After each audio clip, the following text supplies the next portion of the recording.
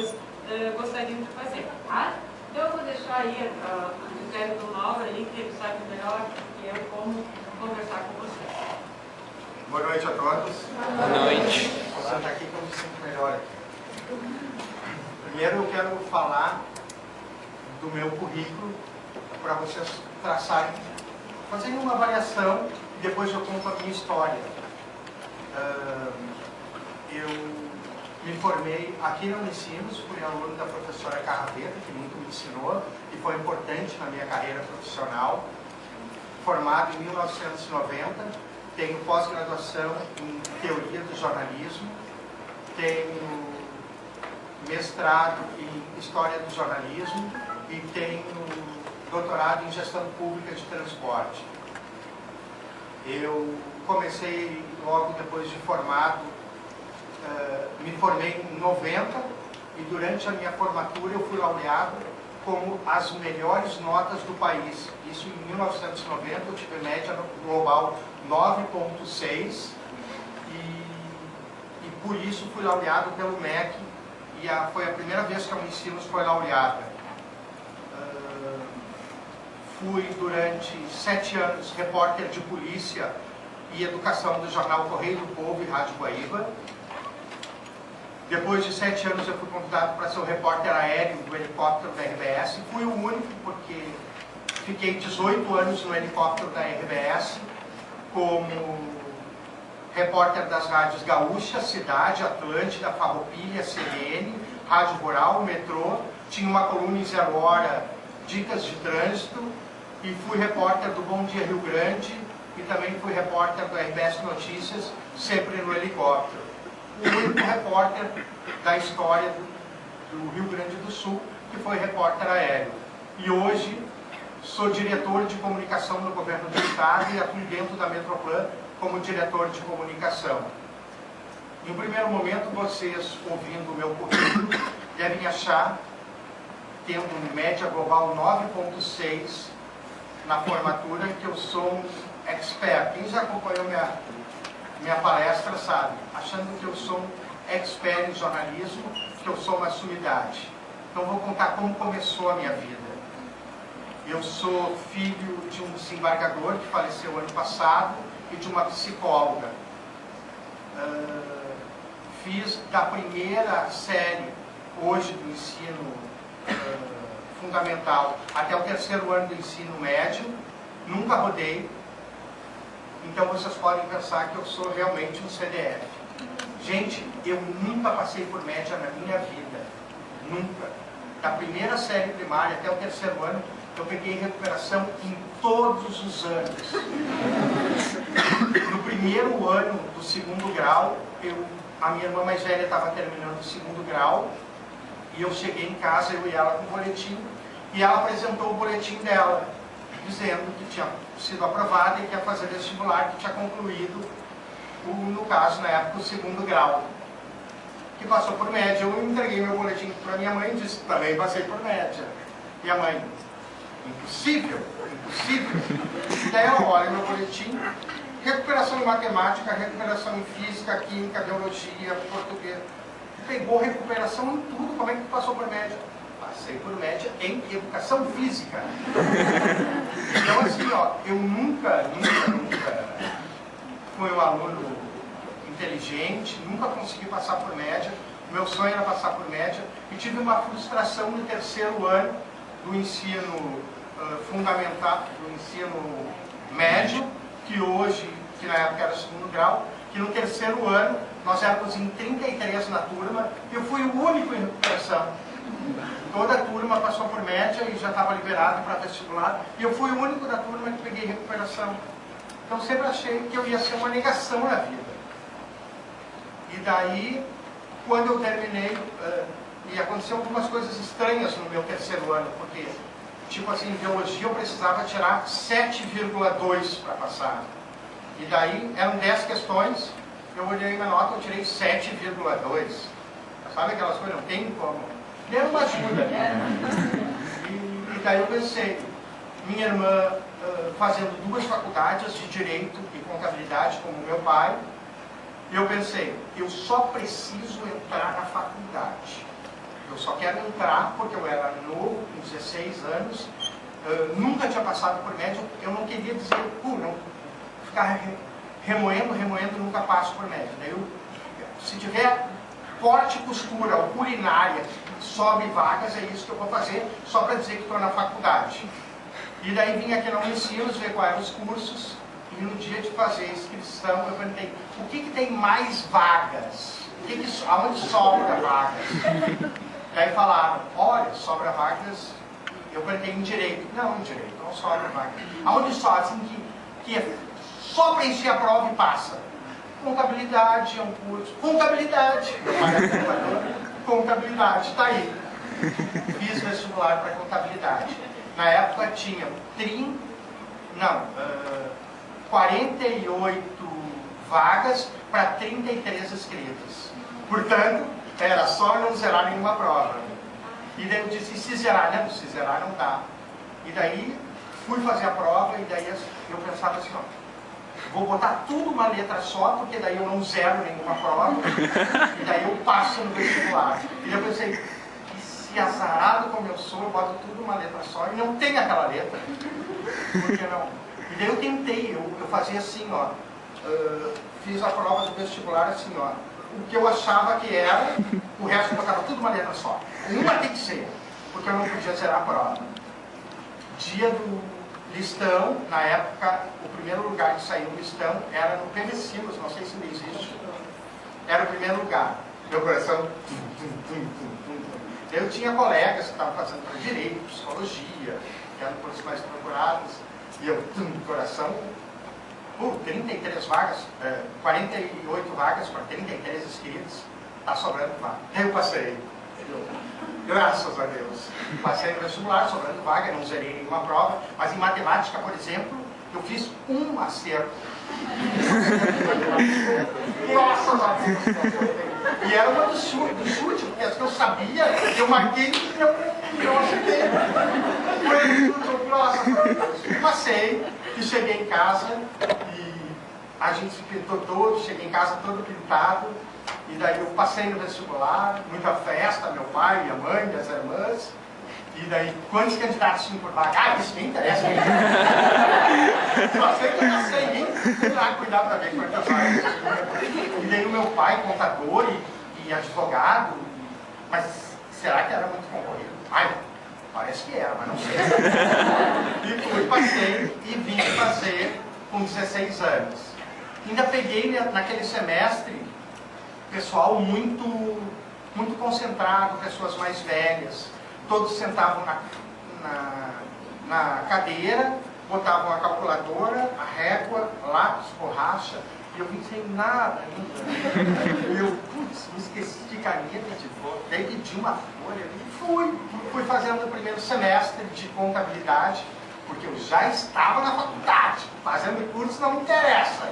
Já estava na faculdade do curso que a minha irmã, minha mãe e meu pai eram formados. E daí fui fazendo as provas, tudo. E daí no primeiro semestre tinha uma das cadeiras era cálculo. E daí o professor explicava, isso aqui é barbada, é só pegar a forma de Bhaskara, pegar uma matriz, eu não sei o que é Bhaskara, não sei o que é matriz, só fazer esses dois cálculos, e daí ele explicava e enchia o quadro. Daí ele perguntava assim, alguém não entendeu alguma coisa? O que tu não entendeu? Eu nem sei o que estão falando aí. Daí eu falei, engraçado. O gurizão entrou na turma, mas... E daí foi, até que teve as provas e eu não passei, eu fiz 5 disciplinas e não passei nenhuma. Eu não passei nenhuma. E daí, numa das provas, eu sei que das 5, 3 eu tirei 0. E as outras 2 disciplinas eu não tirei 0, porque eram de marcado. Aí eu, acho que é isso, eu ia marcando. E daí não tirei. E daí, me perguntaram, né, olha, tu foi muito mal, né, tu rodou em todas. Mas o que eu não entendia? Nada. Mas tu acha que é contabilidade que eu tenho que fazer? Quem sabe tu não faz um teste vocacional. Na época era o Padre Maruco, é isso, professora? Padre Maruco vai lá fazer. Eu, bom, vou fazer, né? Quem sabe não é contabilidade. E daí eu fiz, e daí apareciam todos os cursos e tinham gráficos embaixo, e daí tinha assim, de 0 a 10. E daí eu ia, depois de todo o teste, ele ia fazendo a pontuação. Daí aparecia contabilidade, 1. Daí aparecia economia, 2,3. Daí começava assim. Daí aparecia a área de comunicação, jornalismo, 10. Publicidade, 10. Relações públicas, 10. Depois tinha enfermagem, 3. E daí ficou bem claro. E daí o padre Marô, muito bom o teu teste vocacional, está bem claro, acho que tu não tem nenhuma dúvida.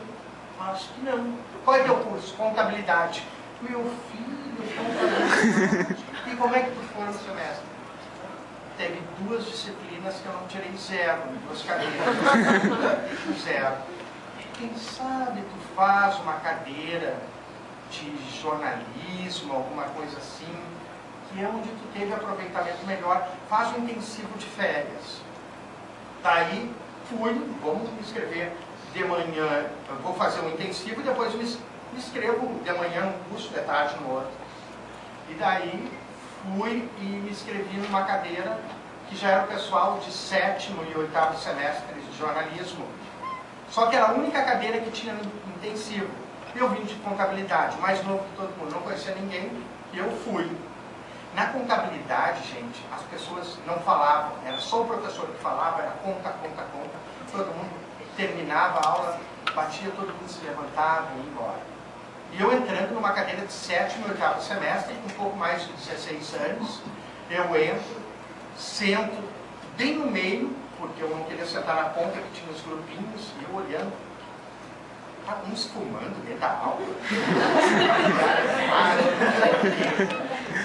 E entra o professor José Reguizível, que era professor de publicidade, e diz, hoje nós vamos ter uma cadeira com 2 professores. E eu, 2 não. E daí entra um outro professor, o José mais também, um dos 2 está aqui mais.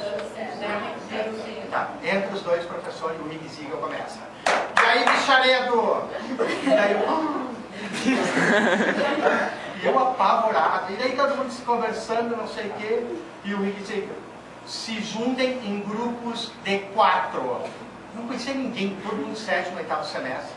E daí só vejo as classes e as cadeiras indo para um canto aqui, para um canto ali, para um canto ali. E eu só vi. Ali tem 4, ali tem 4, 4, 4 e 4, e eu sozinho no meio. E eu vou me levantar daqui, vou me embora. Daí, uma jornalista chega e me chama. Ô, gurizinho, senta aqui com a gente. Que foi a aluna da professora, que é a Lourdes Nascimento, que é secretária de comunicação da Prefeitura de Canoas hoje. Ô, gurizinho, senta com a gente. Daí eu todo tímido, sentei. E eu achava muito estranho, porque as pessoas em cima das mesas, todo mundo conversando, e o professor falando bichareta, como é que eu falo essas coisas assim? E eu, sendo que eu vim de colégio marista, que era mais certinho, e eu pensando, tem alguma coisa errada aqui, não vou me dar certo aqui. Daí fui para esse grupo que chamaram, e chega o José Meister e dizem, bom, o negócio é o seguinte, vocês vão ter que fazer um trabalho de campo, já que é 7º e 8º semestre, e daí ele se vira para mim, tu que semestre tá? Era a minha primeira cadeira de comunicação, aquelas optativas de intensivo, eu tô quase lá, Bom, então o negócio é o seguinte, vocês vão fazer uma matéria de campo. Tu, e apontou para a Lourdes, vai entrevistar uma puta de luxo. E eu, ele falou. E tu, uma puta rampeira. E eu não queria olhar para ele falando, o que é isso? E daí eu levanto e falo, como assim? Ah, você não sabe o que é puta rampeira? Daí, apavorado, fui, fizemos a entrevista, e eu vindo da contabilidade, tudo certinho, fizemos o trabalho. Eu e a Lourdes fomos entrevistar uma prostituta de luxo, entrevistamos uma prostituta da Voluntários, a apresentar o trabalho. Na frente, e o professor, na frente de todos. Não! Era a sala do lado. Eu fui para a sala do lado. E vem aqui, é aqui para a turma. Daí, como é que eu vou dizer que eu entrevistei uma prostituta da Voluntários? E daí todo mundo me olhando, e o José Hofmeister, como é que foi a tua entrevista? Quem tu entrevistou? Porque daí um era ruralistas, o outro era empresários, bem-sucedidos e fracassados, tudo. Eu entrevistei uma moça. E eles não lembravam. Como assim uma moça? Uma moça que eu entrevistei. Qual era a profissão dela? E daí todo mundo, ele pegou a puta! E daí fui, fiz a matéria, tirei uma nota boa, tirei nota 10, eu adorei isso aqui.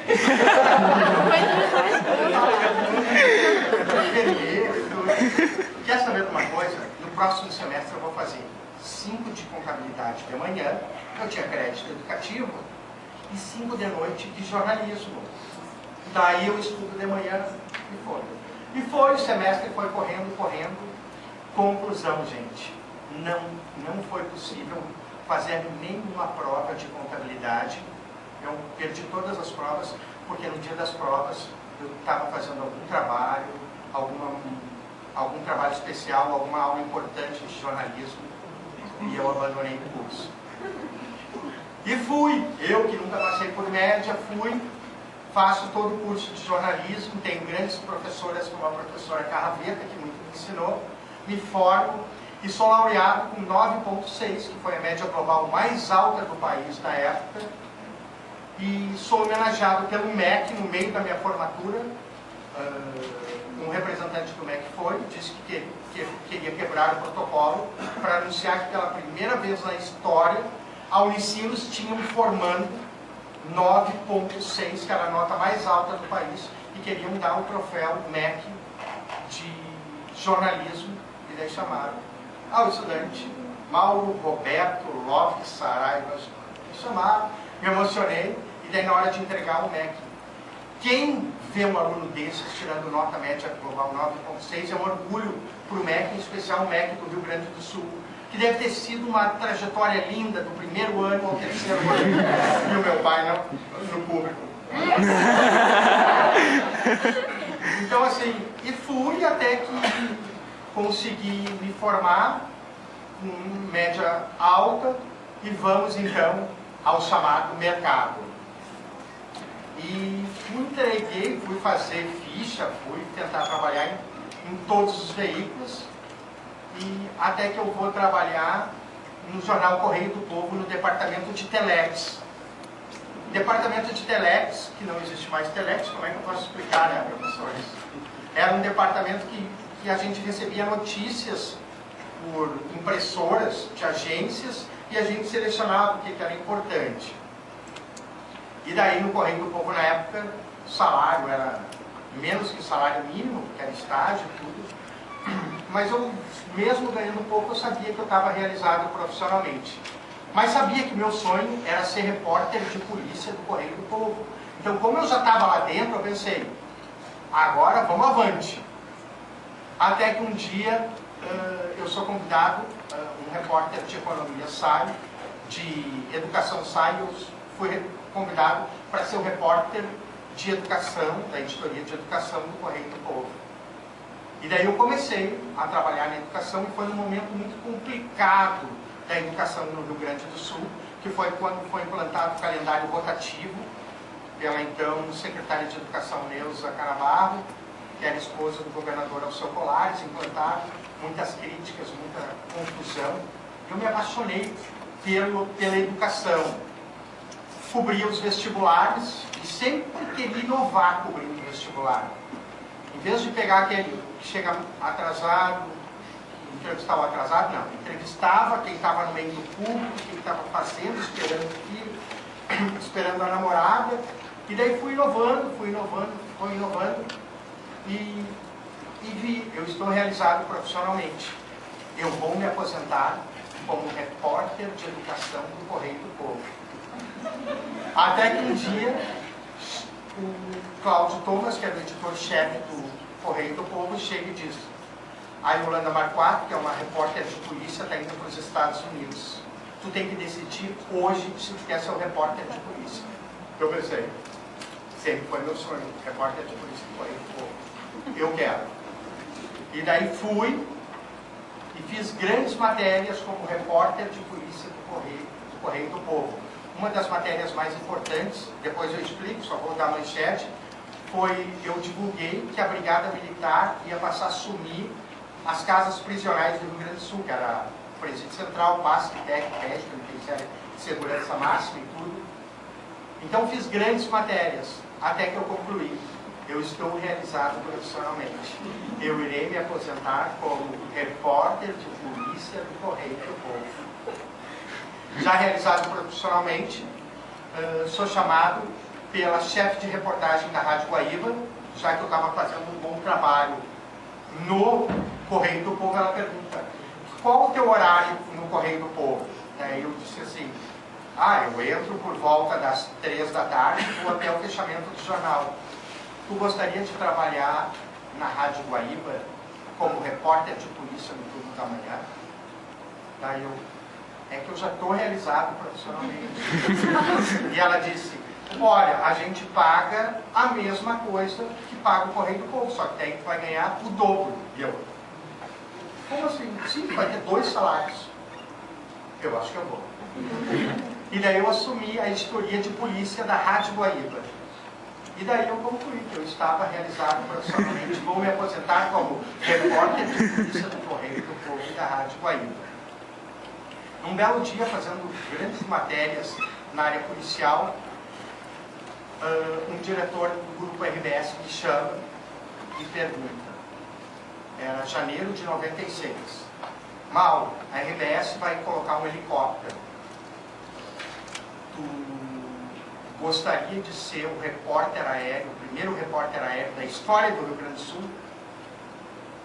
E daí, mas o que eu tenho que fazer? Porque na Rádio Guaíba eu fazia os textos,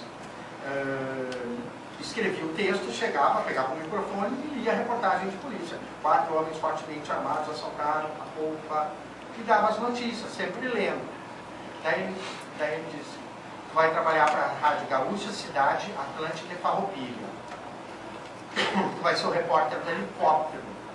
Só que tem que ser ao vivo. Então não dá para te escrever. Tu escreve na Rádio Guaíba? Eu sempre escrevi os textos, revisava, até hoje eu nunca escrevi nada, eu sempre entro de improviso. E daí eu disse, o problema é que eu não gosto de fechar as portas, mas eu estou realizado profissionalmente. Nós vamos te pagar 5 vezes o que tu ganha, porque são 5 contratos. Deu 5 vezes. Sim, vai ganhar 5 vezes o que tu ganha. Mas tu tem que dizer agora. Eu só pensei em cifras, né? Eu ganho X vezes. Eu quero. E daí pegou e comecei e passei a ser o repórter aéreo do grupo RBS. O primeiro, onde eu fiquei 18 anos e concluí. Eu estou realizado profissionalmente, eu quero me aposentar como repórter aéreo do grupo RBS. Até que a 0 Hora me chama.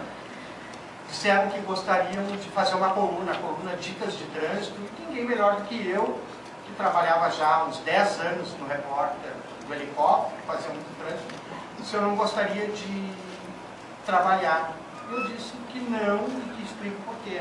Porque eu estou realizado profissionalmente. Até que eles disseram, tu vai ganhar o dobro do que tu ganha, só para fazer essa coluna. Então eu aceito. E fui e concluí. Estou realizado profissionalmente como repórter aéreo do grupo RBS, colunista de 0 Hora. Quando a RBS TV me convidou para fazer o Bom Dia Rio Grande, participações no Jornal do Almoço e no RBS Notícias. Eu expliquei, eu já tenho uma coluna em 0 Hora e falo em 5 rádios. Então, eu estou realizado profissionalmente, eu não tenho interesse em fazer televisão. Mas tu vai fazer nesse período, a única diferença é que tu vai ganhar o dobro do que tu ganha. O dobro, então, eu topo. E daí eu concluí que, sendo repórter aéreo do RBS das Rádios Gaúcha, Cidade, Atlântica, Farroupilha, CBN, Rádio Rural, como colunista de 0 Hora e como repórter do Bom Dia Rio Grande e da RBS, eu estava realizado profissionalmente e ia me aposentar com todos esses títulos. Até que o governo do estado assume e me convida para ser diretor de comunicação da Metroplan. E daí eu já tinha 18 anos de trajetória pelo Grupo RBS, não tinha sábado, domingo, feriado, já estava pensando um pouco mais em qualidade de vida e decidi que eu assumo, eu parto para esse novo desafio. Acho que ainda é o momento, acho que ainda estou com gás para ser assessor de imprensa. Eu não estou realizado profissionalmente, eu não sei o que eu vou fazer amanhã, mas o que eu sei é que é uma trajetória que eu julgo como valeu a pena. Tudo que eu fiz valeu a pena, toda a minha trajetória foi válida. E eu acho o seguinte, cada dia eu aprendo. Cada dia eu aprendo. Na última palestra que eu dei para a professora Carraveta, como repórter aéreo, eu fui questionado por uma estudante por que eu falava agora há pouco, né? Ocorreu um acidente, que o acidente ocorreu agora há pouco. Não, agora tu estás aqui, há pouco tu estava subindo a escada. Não existe agora há pouco. É uma linguagem que o Jornal Nacional usa direto, inclusive com taxa, mostrando movimentos e tudo. E daí eu procurei professores de português, inclusive o professor Paulo Ledu, que é um grande professor de português, ele disse, realmente não existe, é um erro dos jornalistas falar agora há pouco. Agora eu estou aqui, há pouco eu estava no carro vindo para o Unicinos. Ah, mas todo mundo fala. Sim, todo mundo fala, mas todo mundo erra. Faça como essa estudante, não erra. Então eu acho que a gente aprende dia após dia, com palestras, como assessor de imprensa eu estou aprendendo cada dia. E sinto muito orgulho dessa minha trajetória ao longo de toda essa vida. E sinto muito orgulho de ter passado pela Unicinos. Só para vocês terem uma ideia, a Unicinos é uma das melhores escolas de jornalismo do país. Normalmente quem sai da Unicinos sai pronto. Só para vocês entenderem mais ou menos, eu como diretor de comunicação social da Metroplan no governo do estado, recebi uma vaga para estagiário, mais uma vaga de estagiário.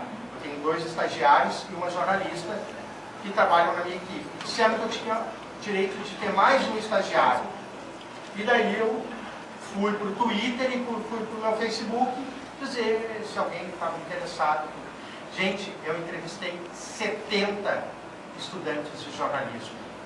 70 estudantes, de 6 universidades. Um era da Unicinos e ele pegou a vaga. Por sinal, Eric, levanta para saberem quem é. Esse é o meu estagiário.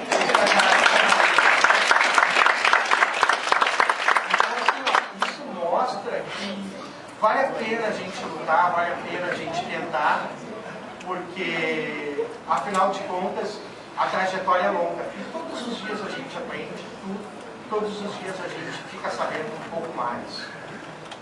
A professora disse que eu tinha um determinado tempo para resumir, eu me passei do tempo, mas é que a gente quer abrir a perguntas também. Professora? Perguntas? Em 2013, quando saíste do Grupo RBS, tu deu uma entrevista ao site coletiva.net e tu falaste, tu já tinha completado 18 anos de Grupo RBS, tu falaste que quando completasse os 15, tu já estava pensando em sair do Grupo RBS. Coincidiu com o convite do PSDB para concorrer a deputado estadual. Eu queria saber se o convite foi um fator determinante para sair do Grupo RBS. Como eu nunca programei nada, eu deixei a vida me levar, com 15 anos eu disse, eu estou satisfeito, agora eu vou procurar um novo horizonte. E a assessoria de imprensa era um novo horizonte. E daí o PSDB veio, me convidou para concorrer a deputado estadual, eu sou suplente, abri mão de assumir agora em julho, quando 2 deputados do PSDB saem para concorrer à prefeitura, não vou assumir como deputado, para ficar na assessoria de imprensa da Metroplan. E quando eu concorri por ficar... Então assim, olha, não foi nada programado, tudo foi acontecendo. Eu sabia que com 15 anos eu estava satisfeito, estava feliz, mas que eu precisava de algo mais. O que eu ia fazer, eu não sei. Ser professor era uma das minhas ideias, ser assessor de imprensa era um sonho, e daí tudo foi se encaminhando. Me convidaram, eu resolvi aceitar, fui bem votado, virei suplente, virei diretor do governo, e estou hiper satisfeito dentro da Metroplan. Então as coisas, os convites foram surgindo, eu fui aceitando, o que eu sei que eu sou capaz, eu aceito. O que eu não sou capaz, eu me faço ser capaz. Eu vou estudar, eu vou aprender, eu vou fazer força para ser capaz. Eu acho que todo mundo pode. Perguntas? Eu não tenho no celular. Como você encara a formação do jovem jornalista hoje? E o que deixaria de mensagem para os que estão começando a carreira agora? E a universidade tem cumprido o seu papel na formação desses jovens? São 3 perguntas. Bom, primeira coisa, jamais um jornalista não formado vai conseguir trabalhar num grande veículo de comunicação. Jamais isso. Ah, mas eu tenho um amigo que não é formado e trabalha no jornal. Qual jornal? Jornal de Mariazinha do Sul, lá no... Sim, eu estou falando de grandes veículos. Eu, por exemplo, com toda essa minha trajetória, com todo esse meu currículo, com pós-graduação, com mestrado, com doutorado, eu não posso trabalhar na Globo, vocês sabem? Porque eu não tenho inglês. Então, às vezes, nem mesmo o máximo que vocês têm, vocês conseguem ter grandes, chegar longe. Em relação ao estudante, eu jamais aceitaria um estagiário que não estivesse fazendo o curso. Entendeu? E eu tenho certeza que quando vocês chegarem no 4º semestre, quem já está no 4º semestre, vocês vão saber se é aquilo ou não é. Eu descobri no 1º semestre que não era contabilidade. Quando a gente está fazendo curso, a gente sabe. É claro que tem cadeiras que os professores não estudem. Tem cadeira que a impressão que eu tenho que é só para pegar dinheiro. O que precisa dessas cadeiras? A professora Luísa Carraveta, eu sei que concorda comigo nisso, eu sou muito a favor da cadeira prática, muita prática, entendeu? E a Nelise também eu sei que gosta de prática. Mas eu entendo o seguinte, sem a universidade, muito difícil vocês conquistar um lugar ao sol, entendeu? O mercado larga centenas de jornalistas a cada semestre, não tem vaga para todos. Mas a gente tem que mostrar que a gente é capaz de chegar lá. Afinal de contas, eu fui o melhor jornalista do país no ano da minha formatura. E quem era Mauro Saraiva Júnior? O cara que nunca passou por média. Mas o quê? Eu lutei e era o que eu queria. Então eu acho que a faculdade é de suma importância. E quem não é formado não vai conseguir crescer. O beabá é importante, a prática da universidade é importante, mas é exatamente como uma carteira de motorista. Eu sei que tem um monte de gente que dirige e não tem carteira de motorista, mas para te dirigir, tu precisa da carteira de motorista. E se eu pegar um motorista que tem carteira há 1 ano, um motorista que tem carteira há 10 anos, uma de 30 anos, tu vai aprendendo com o tempo. Então, depois de formado, a gente ainda vai ter muito a aprender. E eu também, como eu falei antes, eu estou aprendendo dia após dia. Eu não estou pronto ainda. Ninguém está pronto ainda. Então, vamos tentar cada vez saber mais e fazer mais. Perguntas? Eu tenho 3. Sim, mas ok com as 3? Tá bom. Eu ia fazer mais, mas eu quero Não, pode fazer, você alguém respondeu as 3. Tá bom. Como você vê o uso de redes sociais, assim como o Twitter e Facebook, para fins jornalísticos? O Eric, coitado, vai ser responsável pelo Twitter e pelo Facebook na Metroplan. Então, nos próximos dias vocês entrem, se tiver alguma coisa errada, podem tacar a ficha no Eric. Eu acho que a evolução do jornalismo está indo muito para a área digital, entendeu? Temos uma professora aqui da área digital que era da Zero Hora. Então, assim, ó, a coisa evolui de uma forma muito rápida. Tanto é que, em alguns momentos, a área digital é mais rápida que o rádio. E todos ficam sabendo de tudo que acontece através das áreas, através do meio digital. Então, Facebook, Twitter, todas as formas de aplicativo de redes sociais são importantes, sim, para o jornalista. E eu acho que o jornalista tem que estar infiltrado em tudo, tem que conhecer tudo, os sites, e isso é uma forma crescente de aperfeiçoar no jornalismo. Então você acha que quando, no caso, o jornalismo não era exatamente a tua primeira opção de curso? Eu queria saber se tu tivesse... Minha primeira opção de curso era entrar na faculdade. Não era o quarto de costura. Sim. Eu queria saber do senhor o seguinte, tu, dentro do jornalismo, depois que começou a aprender sobre ele, tu tiveste algum ídolo, alguma coisa dentro do jornalismo? E teve algum ídolo dentro, algum jornalista? Eu tenho vários ídolos. Só, me permite só completar. Tivesse a oportunidade de trabalhar com um deles? Sim, sim. Tive, dentro da área didática, eu tive uma das melhores professoras de pós-graduação na PUC em teoria de jornalismo, que foi a professora Carraverda. Foi minha professora aqui, aprendi muito com ela, e foi minha professora em teoria de jornalismo na pós-graduação da PUC. E sempre tive ídolos. Lisemara Prates.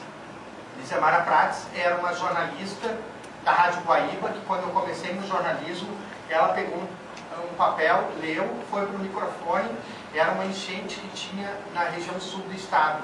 E falaram para ela, tu tem 1 minuto para falar. E ela pegou o relógio para cuidar 1 minuto. Eu, só um pouquinho, pega o papel. E ela pegou e 1 minuto completou. E ela era um ídolo quando eu comecei no jornalismo. E fiquei muito feliz que um dia eu sou homenageado por ela, porque ela me via como ídolo. Não, eu? Daí ficou aquela briga. Eu sou. Então assim, ó, isso aconteceu.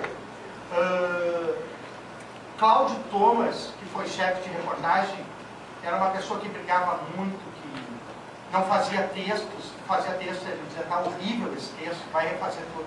Pô, eu estou começando a profissão, no Correio do Povo, fazendo uma reportagem, ele mandava eu fazer toda de novo. Olha aqui onde está, o fato mais importante está no terceiro parágrafo desse... Jamais. E daí, então me dá uma forma, não, aqui. Daí a gente fazia, e assim a gente foi aprendendo. Ele nunca sentou na frente do computador e corrigiu o meu texto. Ele mandava eu fazer. E assim eu aprendi muito. E tive ídolos, tenho ídolos, que depois de um tempo, que começaram depois, mas que hoje eu tenho como ídolos. Giovanni Grisotti. Giovanni Grisotti me ouvia na rádio de Capão da Canoa e tinha sonho de trabalhar na Rádio Gaúcha. Trabalhou na Rádio Gaúcha, é repórter do Fantástico, e eu sou fã dele. E ele dizia que era meu fã porque ele me ouvia no helicóptero. Então, há uma troca. E tenho diversas pessoas que eu tenho orgulho de ter trabalhado, que me inspiram jornalisticamente.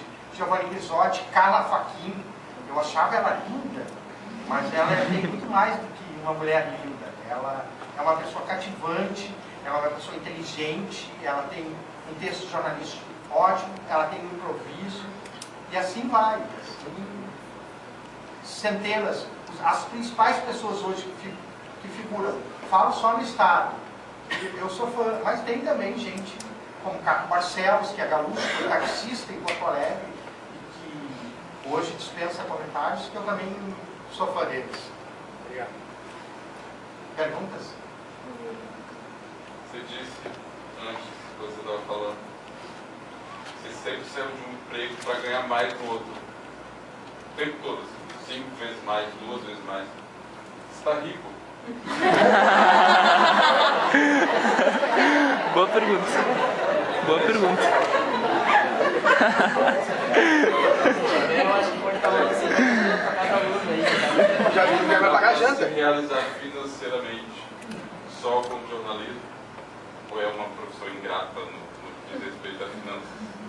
Quando eu passei no vestibular, quando eu mudei de curso de contabilidade para jornalismo, meu pai é formado em Direito e contabilidade. Minha mãe é formada em psicologia, direito e contabilidade. Minha irmã é formada em direito e contabilidade. Meu cunhado, marido da minha irmã, é formado em direito e contabilidade. E eu fui fazer jornalismo. O meu pai, quando eu mudei de curso, perguntou por que eu tinha abandonado a faculdade e ia fazer jornalismo.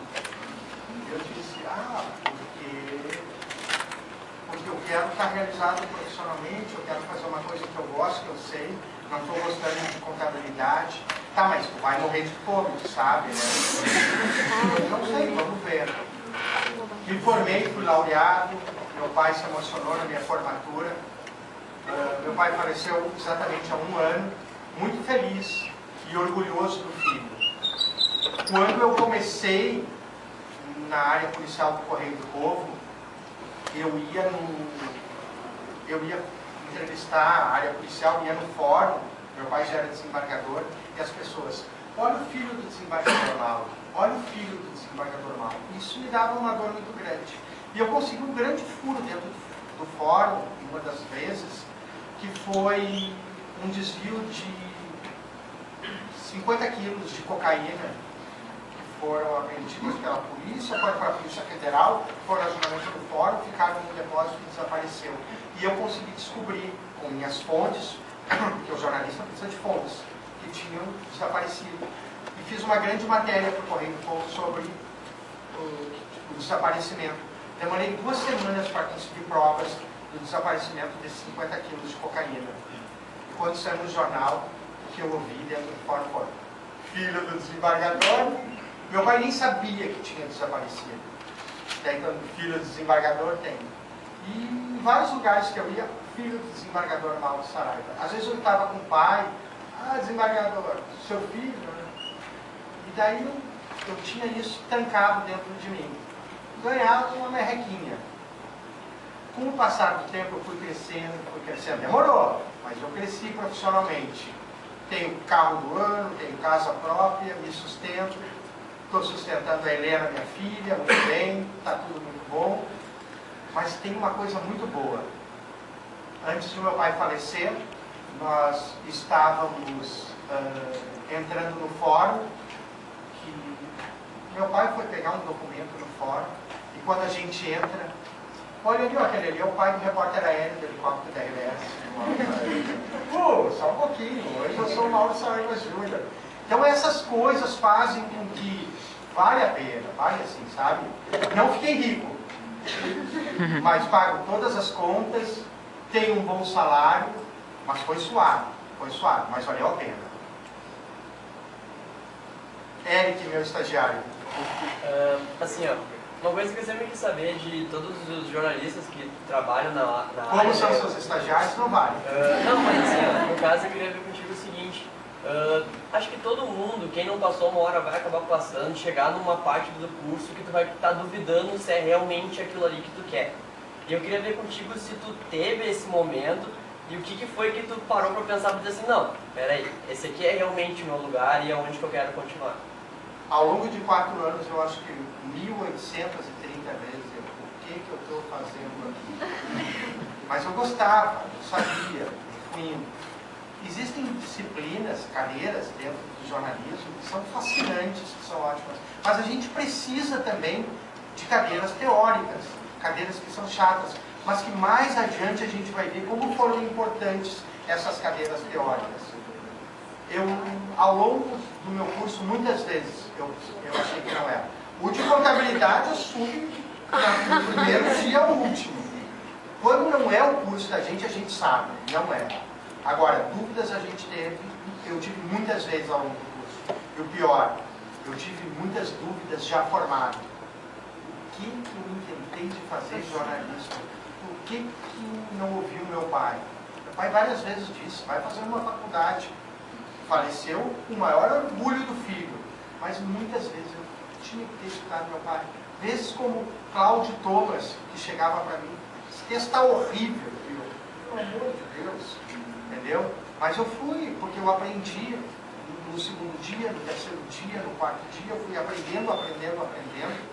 E daí eu vi que eu estava no caminho certo. Qual qual foi o momento mais marcante da tua carreira? A professora sabe. Algumas pessoas que já ouviram sabem. Eu tenho vários momentos emocionantes. Vários momentos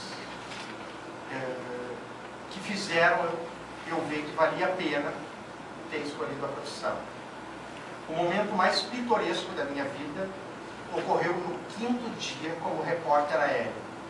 Eu pegava o helicóptero, é um fato pitoresco, mas que aconteceu e que me marcou. Eu pegava o helicóptero no Parque Marinha do Brasil. Era 10 para 6 da manhã, o helicóptero chegava às 6, pousava no Marinha do Brasil e daí decolava. Não tinha ninguém, era o dia... Eu comecei no dia 6 de março, era o dia 12, 13 de março. E o helicóptero não chegava, vazio, não tinha ninguém. De repente eu vejo que vem pela Praia de Belas uma viatura da polícia com as armas para fora, em alta velocidade. O jornalista, tem ocorrência por aí. E eu vi que veio, eu vou cuidando para ver onde ele vem, e daí entra na minha direção. Tem entrada para o L ponto, que era um parquinho de diversões que tem ali, não sei quem conhece. Entrou no parquinho ali, antes do gigantinho, vem na minha direção, olhava para trás, mas não tem nada, só caiu aqui. E daí a viatura vem e para na minha frente, desce 3 policiais armados apontando a arma para mim. Mão na cabeça, vagabundo! E eu, Aí eu botei a mão na cabeça, abre as pernas! E eu estava com as pernas abertas. Abre as pernas! Eu abri assim, abre as pernas! Eu quase fiz isso pra cara. E daí ele começou a me revistar, 10 para 6 da manhã, parado num matagalzinho do lado do Beira-Rio, não tinha ninguém na rua.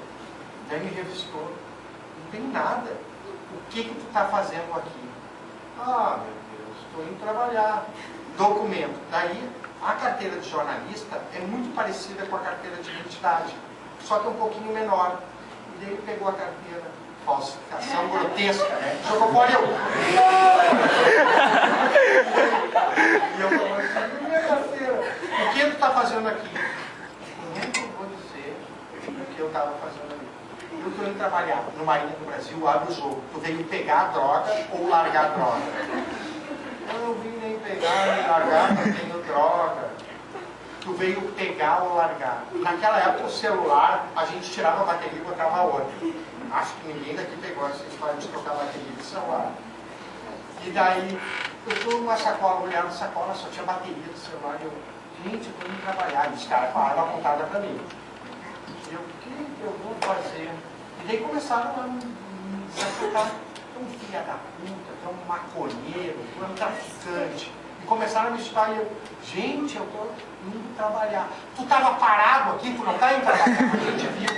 Eu, gente, como é que eu faço? Isso foram intermináveis 20 minutos, eu não sabia mais o que dizer. E ele, ou tu fala se tu veio pegar droga ou largar, ou tu tá em cana. Eu vim pegar um helicóptero.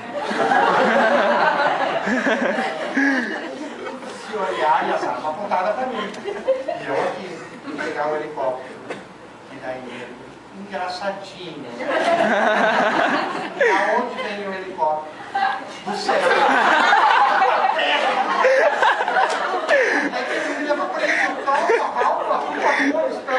O helicóptero vai chegar. Eles acharam que era um drogado no último estado.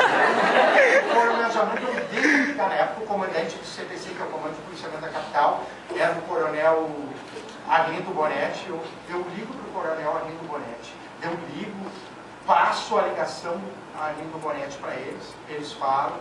E nisso chega o helicóptero, o coronel, e eu, coronel, eles estão apontando arma para mim, eles querem me matar, eles querem me levar para o helicóptero, passa para eles. Daí passei para eles, e o coronel começou a deixar eles, né? Não pode apontar arma para o cara é um trabalhador. E nisso chega o helicóptero, rápido, o helicóptero!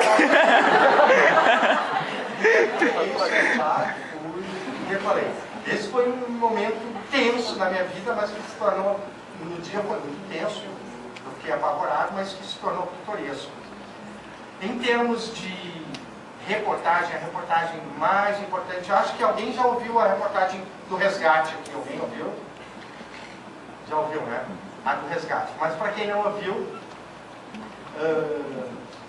eu cheguei na segunda-feira para trabalhar e a chefe de reportagem, que era a Roseli Thomas, esposa de Cláudio Thomas na época, na Rádio Gaúcha, disse: Mauro, um menino está desaparecido no Guaíba há 4 dias.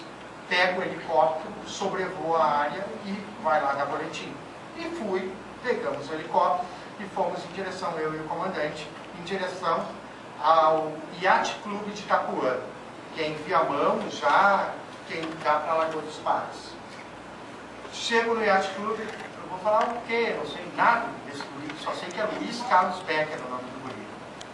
E aí pós o helicóptero na beira, tinha movimentação, viaturas dos bombeiros, da brigada, muita gente poso, e estou indo caminhar em direção para pegar mais dados, quando me vem uma senhora na minha direção e diz: tu é o Mauro Saraiva Júnior? Daí eu já me senti um popstar, né? Sim. E ela: eu sou a mãe do Luiz Carlos Becker, um menino que tinha desaparecido há 4 dias e que não sabia nadar e estava perdido. O meu filho está vivo, coração de mãe, não se engane. Eu: como é que eu vou dizer? Não, 4 dias, não sabia nadar. Há 4 dias. Parece que o barquinho que ele estava virou no meio do Guaíba. Seu filho está vivo? Daí ela: tu tem como ir buscar ele? E eu: ah, estou indo. E daí entro num helicóptero, o comandante: o que houve? A mãe do menino que morreu, quer que eu ache ele. Não! Decolamos e nisso está o Corpo de Bombeiros, o comandante do Corpo de Bombeiros, no ar ao vivo, no programa Chamada Geral da Rádio Gaúcha, informando que o menino não sabia nadar, que eles haviam encontrado o barco no portal de Itapuã, que dá acesso à Lagoa dos Patos. O barco estava virado, encontraram a mochila, encontraram a camiseta do menino, o remo, e que não tinha mais o que fazer. Então, que eles estavam cancelando as buscas, porque o corpo desce, demora uns 4 dias para subir e volta. Estava explicando que o navio Corbeta da Marinha de Rio Grande já tinha feito as buscas e que, como não tinha mais 2 helicópteros, um da Brigada e um do Corpo de Bombeiros, já tinham procurado o menino. E como encontraram isso, que eles estavam esperando para esperar passar 4 dias e procurar o corpo junto à margem, que provavelmente o corpo vai junto à margem depois de subir. E eu: daí ele: bom, então vamos voltar. E eu: não, vamos até o barco, que eu vou sobrevoar o barco, para falar alguma coisa. Olha, o barco é azul, vamos dar uma ambiental para dizer que eu estou sobrevoando o local, porque o cara dos bombeiros já disse tudo. Começamos a sobrevoar, achamos onde estava o barco virado, o remo, deu para ver a mochila do menino, deu para ver a camiseta do menino, e a gente começa a sobrevoar e começa a ventar. E ele: daqui a pouco, olha, o menino é um piloto e um repórter. Está ventando forte. Então, eu vi tudo que eu tinha para falar, e eu: então vamos fazer assim, ó, vamos para a margem, e eu dou o boletim da margem e digo que estou sobrevoando o local, já vi tudo. Sim, lá na margem todo mundo está. Daí todo mundo vai saber que tu não está sobrevoando. E eu: então vamos para o outro lado, porque lá do outro lado não tem, do outro lado está a Lagoa dos Patos. E daí eu vou dizer que estou sobrevoando o local, porque ele queria ficar perto de terra firme, nós no meio do Guaíba, um barco, ventando, o helicóptero assim. Vou dizer: não, então vamos para a margem. Daí fomos para a margem e o comandante estava esperando o comandante falar, terminar, ia ligar para a rádio e dizer: olha, estamos sobrevoando, o barco é azul, é um barco pequeno, de madeira, dos 2 remos que tinha só vimos um, a camisa do menino é uma camisa vermelha, tá ali, ia dar alguns detalhes.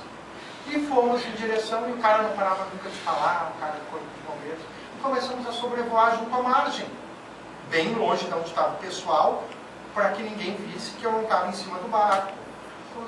Quando eu olho, olha lá, ó, numa ilha, um menino fazendo assim, ó. E eu assim, ó, olhei pro comandante, daí já quase chorando, né? Não acredito. Eu sou hiperemotivo, né? Eu choro com lá no celular, lá na frente. E aí eu já comecei, não chora, vamos entrar no ar, vamos entrar no ar. Ligo pro ar, Alexandre Guiar, produtor da Rádio Gaúcha, e eu: me passa pro ar agora, pelo amor de Deus, eu achei o menino. Tu achou o corpo? Não, o menino tá aqui. o menino morreu. O corpo desce, demora 4 horas. E passa pro ar, o menino está vivo. Não, o menino morreu. Dias para subir, encontrar o mar. Eu estou vendo o guri numa ilha, está me matando. E daí ele enlouquece, entra no estúdio e o comandante, dando todas as explicações técnicas sobre o navio Cordeiro, que participou. E o Macedo para, eu só vejo por isso. E o Macedo para no ar e diz: só um minuto, comandante, estamos interrompendo a sua entrevista, pois o nosso repórter do helicóptero da RBS, Mauro Saraiva Júnior, acaba de localizar o menino e vivo numa ilha. É isso, Mauro? E eu pensei, e se não for?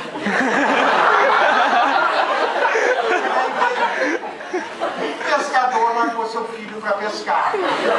Volta daqui 2 horas para ver o que ele pescou e está me avaliando porque viu um helicóptero.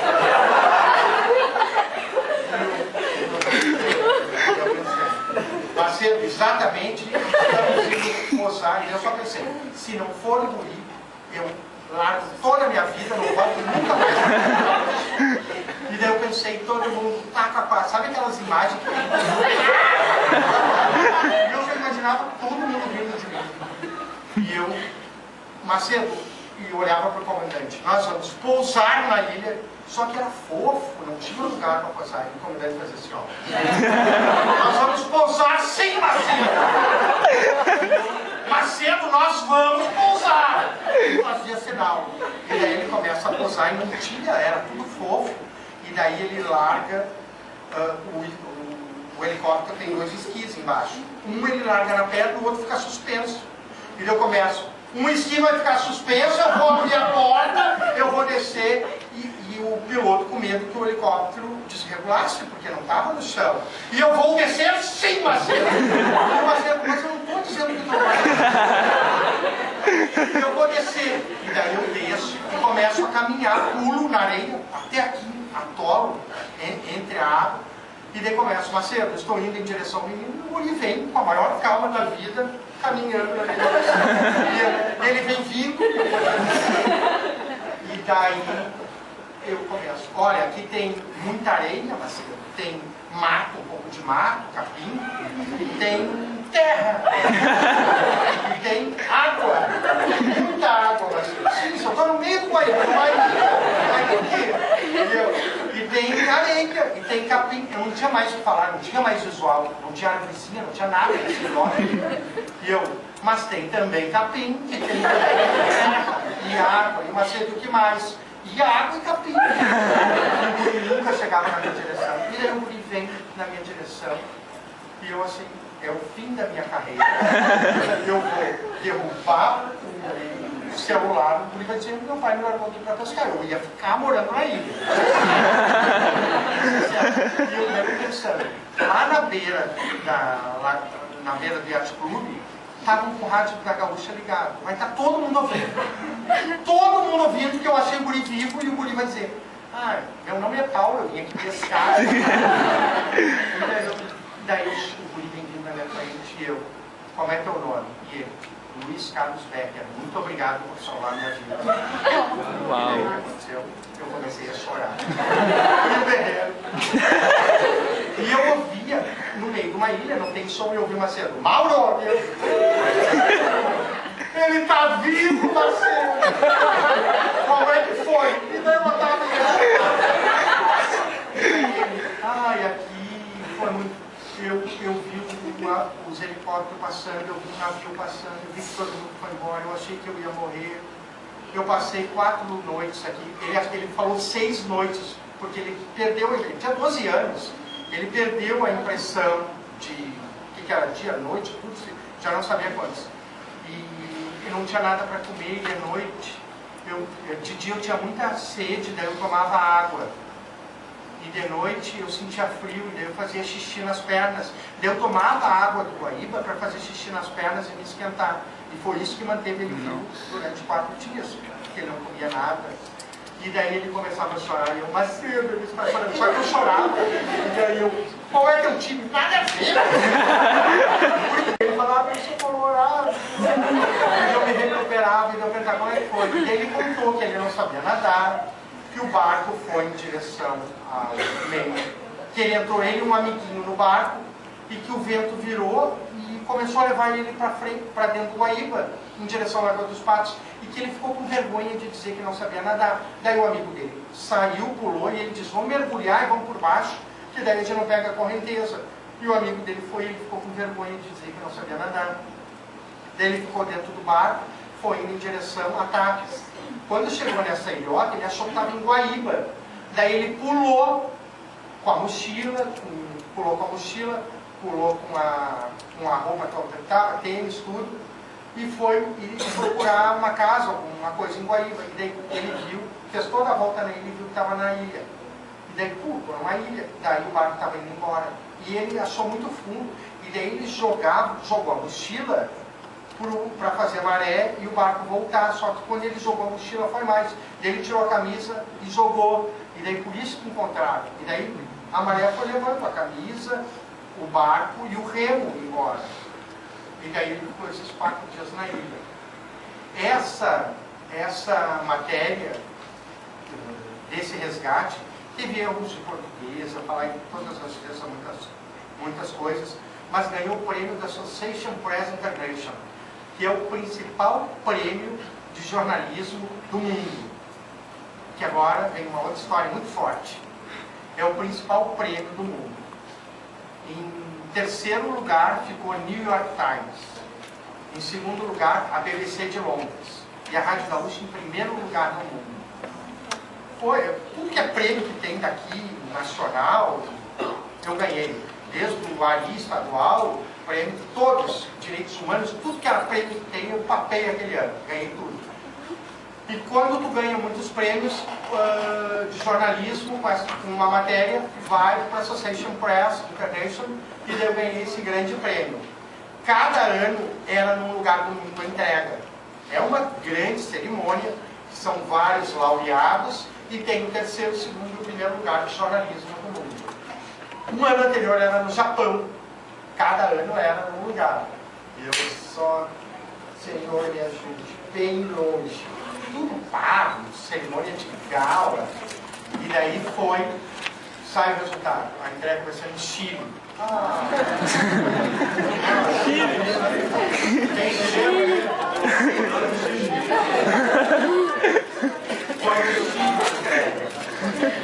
E daí quer saber uma coisa?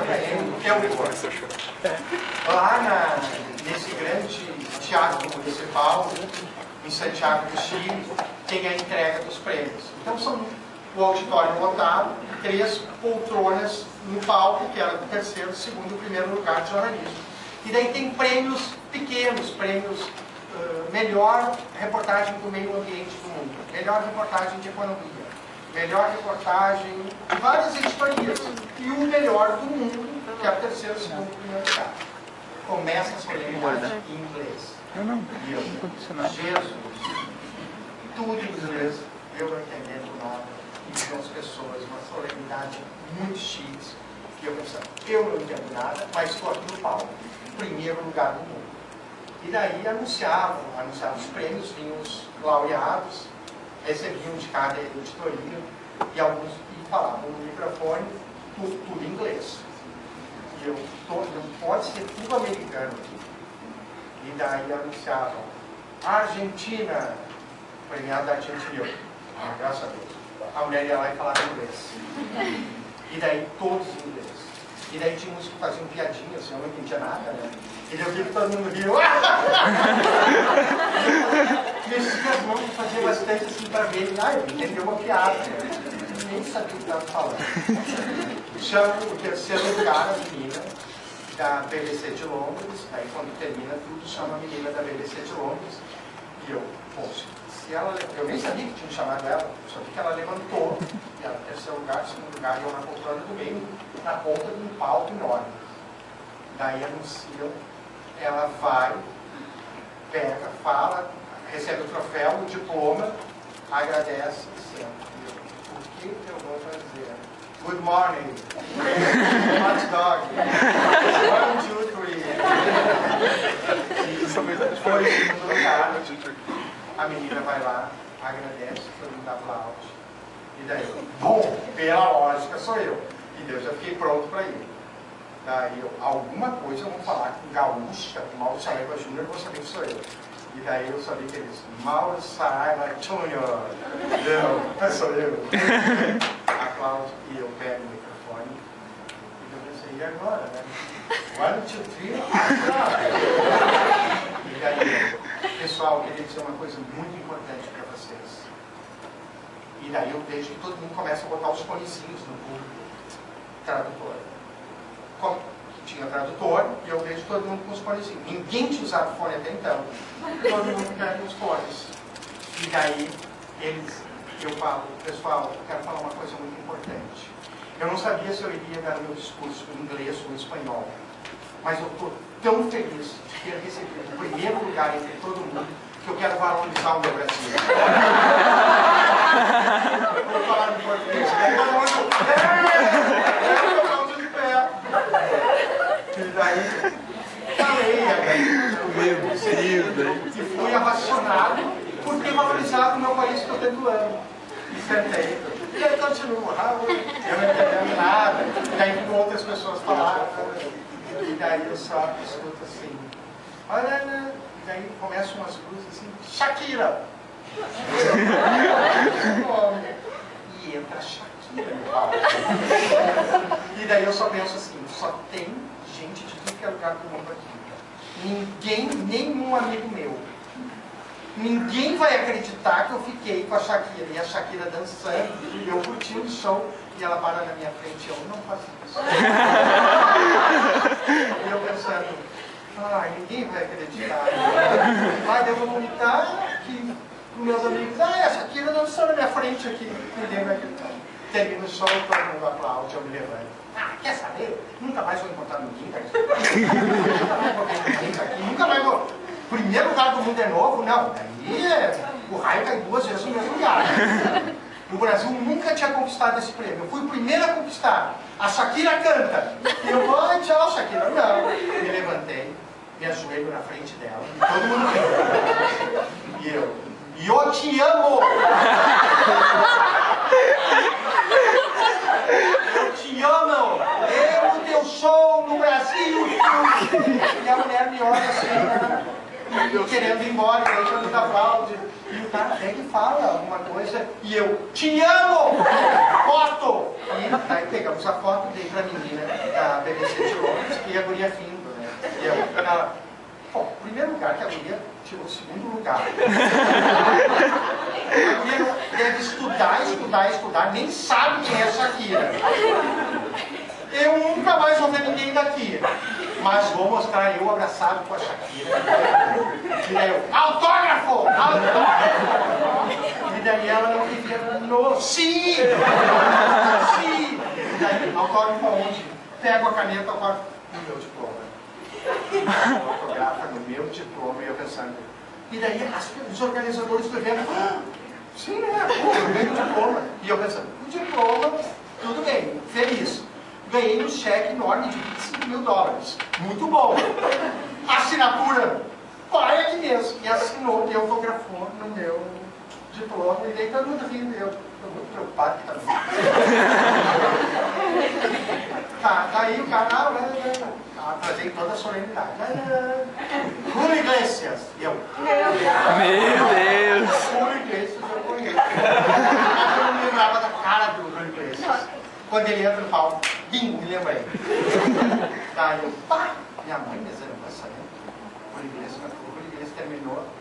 Daí eu chego, vou pra frente do Julio Iglesias, termino o show, e daí todo mundo rindo, já entendeu? Só pra ganhar. Autógrafo! Quando eu ir embora, eu puxar a foto. Aqui, autografa! Aqui. Sim! E eu peguei, eu quase fiz o homem autografar a foto. Dei a máquina pra mim e ela rindo. Não sabe quem é Julio Iglesias, não sabe quem é Shakira. Estuda, deve ter. Depois eu falei, aí, não vou mais encontrar ninguém que está nesse auditório. Adorei ali. Eu sento. E as duas meninas, uma de cada lado, se olham. Vai chegar a escorrer as lágrimas. Esse é o cara, sou primeiro. E aí, vão lá e falam, de repente o cara me diz, Elvis Presley, como assim? Daí eu pego de novo a assinatura da Shakira, Maria da Graça Menezes, a assinatura do Julio Iglesias, João Carlos Machado, e eu, Pulvers. Cara, assim, eu sabia que era cover, né? Eu achei assim, quando eu olho, a plateia inteira chorando de rir, e as duas baixaram. Eu sei que são covers. Ai, daí eu, meu diploma. Eu já pensei, podia botar numa parede, isso aqui eu mostrar para meus netos. Ai, termina o show eu, vem aqui! Elvis Presley, assim aqui. Sim, né? Porque eu não podia pagar micro. Daí, eu sabia. Ainda chego no Brasil de volta, isso aí virou matéria, uma materinha na capa do jornal chileno. Todo mundo ficou sabendo do Chile. Saiu nos sites de todo mundo. E daí uma cena. Eu volto, bom, no Brasil ninguém sabe, né? E daí eu chego uma cedo, queria te cumprimentar, largou trechos da minha reportagem do resgate, queria te cumprimentar. Em casa, o autógrafo da Maria da Graça Menezes, e também de Reinaldo Tobias. É o Elvis Presley. Quem quiser um autógrafo deles, eu tenho. Perguntas? Com a sessão da entrevista. Você falou que quando você... Senhor? Quando tu não qualificado para alguma coisa, procurava se qualificar. Por que não com inglês? Aí está um negócio. Eu sempre tive um problema em aprender inglês. Porque eu entrei numa turma avançada e foi uma negação do meu inglês. O meu inglês é tão forte como a contabilidade. Correm paredes, contabilidade e inglês.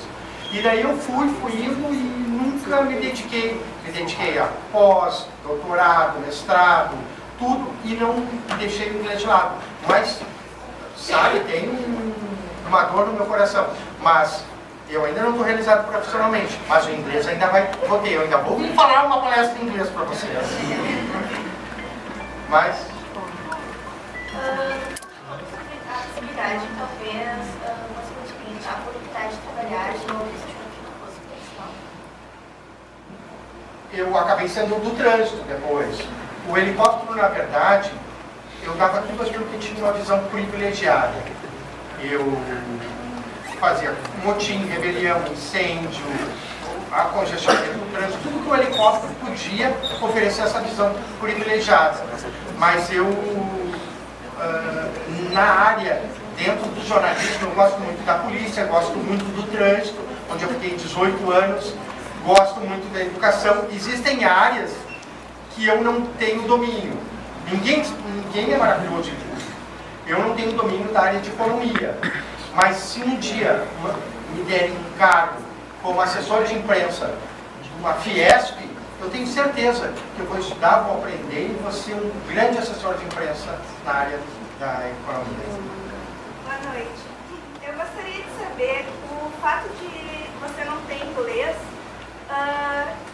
assim, foi um ponto negativo que você expôs de não ter sido contratado pela Globo, no caso.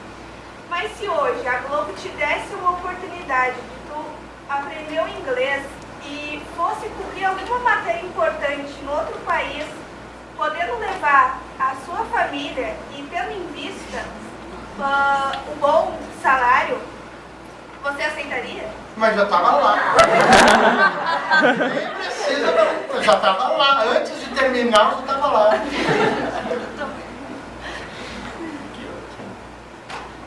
Boa noite. Como que a gente faz uma reportagem tão boa a ponto de ganhar um prêmio tão importante? Na verdade, essa reportagem eu não programei. Eu tinha pauta, mas eu não programei. Eu não sabia o que eu ia encontrar, eu não sabia que eu ia encontrar um menino. Na verdade, existe um ditado que diz: o repórter certo, na hora certa, no lugar certo. Então isso aí conta com a sorte também, entendeu? Eu poderia ter sobrevoado lá e ter ido para o lado contrário e nunca encontrar esse menino. Entendeu? O corpo de bombeiros poderia ter encontrado ele minutos antes. Então assim, ó, sorte também é importante. Mas eu acho que a gente tem que sempre batalhar para fazer a melhor reportagem. Então assim, ó, eu podia chegar lá e anotar os dados. Não, eu quis ir olhar o barco, eu quis ver. Então foi tudo fatores de coincidência e de sorte que acabaram resultando numa grande matéria. Eu vou dar só um resuminho de uma outra matéria.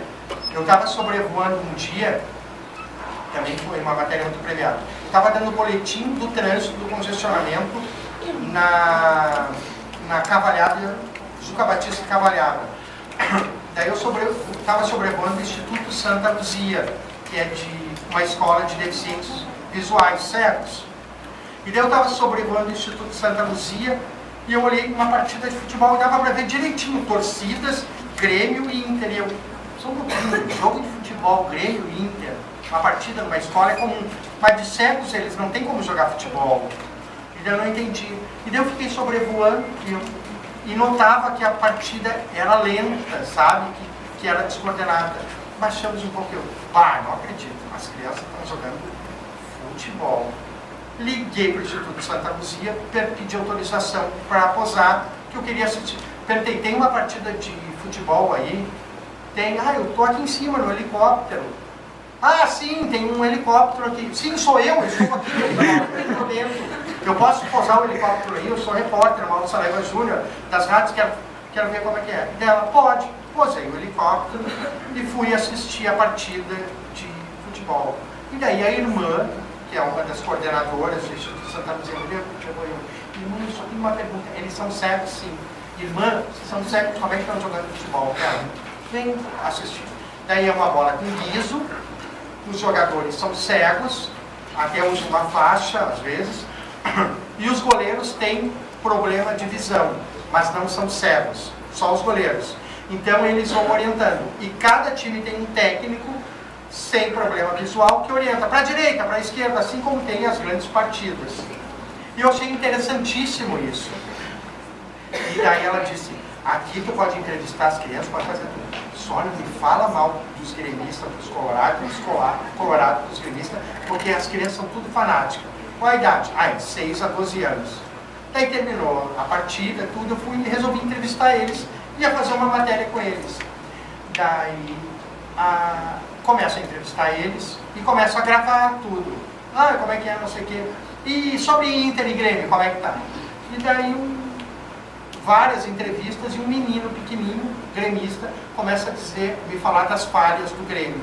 O que o Grêmio tinha hoje? Uns 6, 7, 8 anos. E daí ele começou, só um pouquinho, se eu não tenho deficiência visual, não sei nada das falhas, como é que um fedelho e cego sabe das falhas? E daí eu, como é que eu posso fazer essa pergunta? E daí ele falando, quem sabe alguém falou para ele algum dia. E daí eu, mas só me diz uma coisa, tem certeza disso? Sim, tenho. Mas tu não tem como assistir. Sim, se eu sou cego, como é que eu vou assistir? Se tu não tem como assistir a partida, como é que tu sabe dessas falhas que tem no Grêmio? Nem parece que tu é jornalista de rádio, né? Eu escuto pela rádio. E eu... E daí foi até que eu me encantei por eles, e daí tinha um grupo de gremistas que o sonho deles era 12 meninos, assistir uma partida do Grêmio, e daí levei o grupo no Inter, levei no Grêmio, e eu disse assim, mas como é que vocês querem ir assistir uma partida? Daí eles disseram assim, tu não sabe o que é vibração no estádio, isso que a gente quer sentir. Eu, claro, eu sei, não sabia nada, nem entendi o que eu estava falando. E fomos, e marquei um dia, falei com o Fábio Koff, que na época era presidente, falei com o Fábio Koff, posso trazer 12 crianças com deficiência visual? Daí reservaram as cadeiras, tudo. Chego eu, vão ter 12 professores para nos levar, cada um, eu não quero ficar responsável por nenhum, né? Chego, tá a escolar, e daí uma professora que era freira e bem velhinha, inclusive. Vamos, ela entra e as crianças de mão dada. E o resto dos professores é eu e tu. E eu, não! E eu só pensei, eu vou sair com 12 crianças cegas, vou chegar com 2, 3. E daí entraram, eu desesperado, né? Pelo amor de Deus, eu vou perder alguma coisa. Daí eu disse, mas não é perigoso, só eu e a senhora ir lá. Mal, eles são mais disciplinados do que quem enxerga. Dito e feito. O primeiro dava a mão para ela, eles iam tudo em trenzinho, foram. Não precisaria nem eu estar lá. E daí foram, entraram dentro do estádio, assistiram a partida. E no final o Fábio Hoff me liga e pergunta, quer que eles conheçam o gramado? Daí eu, turma, vocês querem conhecer o gramado? E ele, sim! E daí quando ele já sai um trenzinho, eu, é pra cá, é pra cá! E daí eles viram na mesma hora e vão. E fomos no gramado, começaram a passar a mão na grama, passaram a mão nas goleiras e tudo. E eles sentindo. E daí, tu quer algum jogador? Ah, se algum jogador viesse aqui. Isso tem o Danley, que era o goleiro na época. O Danley veio na direção das crianças.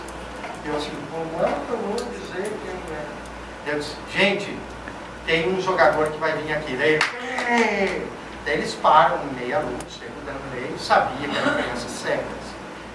E eu disse assim, pode dar boa noite para eles. Era final de tarde, nesse noite. E o Danley só falou, boa noite. E eles, Danley, e eu. E um deles, e eu gravando tudo, e um deles chega para mim e diz assim, diz pro Danley que eu quero conhecer ele. Danley, ele quer te conhecer. E daí o Danley estica a mão e o gurizinho parava, né? Daí eu pego a mão dele, pego a mão do Danley, eles dão as mãos e ele manda, baixa. Daí ele começa a passar a mão no rosto do Danley. E daí já chorando a mil. E ele, Danley, tu não vai acreditar. O Danley, o quê? Tu é exatamente como eu achei que tu fosse. Então, existem coisas que, matérias que vai acontecendo e vai fluindo, e a gente tem que deixar levar e acabam sendo grandes matérias. E essa foi uma outra matéria que me emocionou e me enche de orgulho e que não ganhei prêmio com essa matéria, mas é uma matéria que faz parte da minha vida. Ainda sobre a reportagem do resgate, você chegou a encontrar a mãe do menino depois? E sobre a cerimônia, você estava bêbado na festa? Não! Você fez muita coisa, pulou em cima da Shakira. Não, porque sobre a festa, eu pensei assim, ó, nunca ninguém vai acreditar que a Shakira dançou na minha frente. Mas tinha Então, bebida lá. não bebi nada, nem bebo. Mas eu pensei assim, ó, nunca ninguém vai acreditar que a Shakira dançou. Eu não conheço ninguém da história, não tinha ninguém do Brasil lá, eu era o único brasileiro. E eu ia contar, a Shakira dançou na minha frente, ninguém ia acreditar. Então, eu não vou conhecer ninguém, vamos lá. E sobre o resgate, quando eu terminei a entrevista com o menino, eu disse, Macedo, agora eu vou ficar aqui na ilha, o helicóptero só tem lugar para 2 pessoas, eu vou botar ele dentro do helicóptero, ele vai ir até o heliponto do Mãe de Deus, onde certamente vai ter uma ambulância esperando ele, porque ele precisa dos primeiros socorros. E daí eu fiquei na ilha, o helicóptero foi, largou ele, voltou, me pegou, eu voltei até a margem, a mãe dele tinha escutado tudo, me abraçou, me beijou, e o melhor de todos, 3 anos depois ela teve um filho, e o nome do filho dela é Mauro. Puxa, né? Com a sessão da internet, você acha que o jornal impresso pode chegar ao fim? Ai, que medo de falar essa coisa. Eu gosto. Eu acho que sim, mas eu não vou dizer isso. Nunca. Acho que não é para agora, esse ano que vem. Acho que vai ter mais um tempo. Mas eu não duvido. Porque a internet é muito rápida. Acho que vai cair bastante. Nos próximos anos vai cair muito. Já não temos mais a 0 hora dominical. A internet é muito rápida. Então, as pessoas, quando está no jornal, já sabem quase tudo. O bom do jornal é que tu tem mais detalhes, tu pode ampliar, porque na internet a coisa é rápida. Eu quero te passar a informação, então eu não vou fazer grandes textos, porque tu não vai ler. Só que no jornal tu lê grandes textos, tu vê mais detalhes, então é um complemento do que tu já sabe.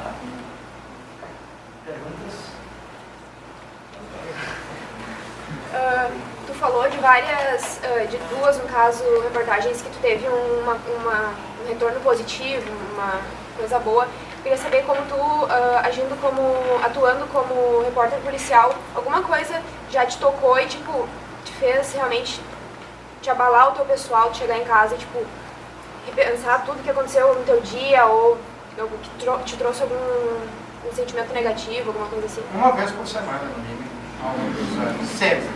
Tem uma coisa assim, ó, que as pessoas não entendem. Como repórter de trânsito, muitas vezes aconteceu isso. Como repórter de trânsito, eu vi muito acidente, eu fui cobrir. E teve um acidente com um ônibus da empresa Ouro e Prata, que entrou um caminhão e morreram 26 pessoas. E foi aquela BR-386 da Baicaroso, eu acho, não lembro isso. Aquele do Ouro e Prata e do caminhão de madeira, de história de madeira. Lá perto de Bagé. E daí eu fui para lá, fui para Bagé. 290. Isso. Morreram 20 e tantas pessoas.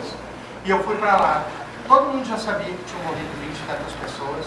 Todo mundo sabia que era um caminhão com toras de madeira, que entraram dentro do ônibus, que o motorista estava bêbado. Todo mundo já sabia. O motorista do caminhão tinha bebido. Todo mundo já sabia tudo. E eu fui para lá. E daí, o que eu vou dizer?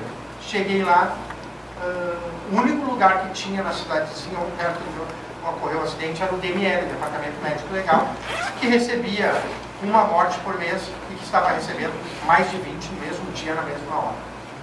E eu pensei, eu tenho que fazer alguma matéria diferente, mas o que eu vou fazer? E daí eu pensei, eu vou descobrir quem é que morreu, não o nome, eu vou descobrir quem era. E daí tinha familiares, agora eu vou ter que fazer a parte cruel da vida. Eu vou chegar lá, vou dizer que sou Mauro Saraiva Júnior, da Rádio Gaúcha, que eu quero saber quem era fulano de tal.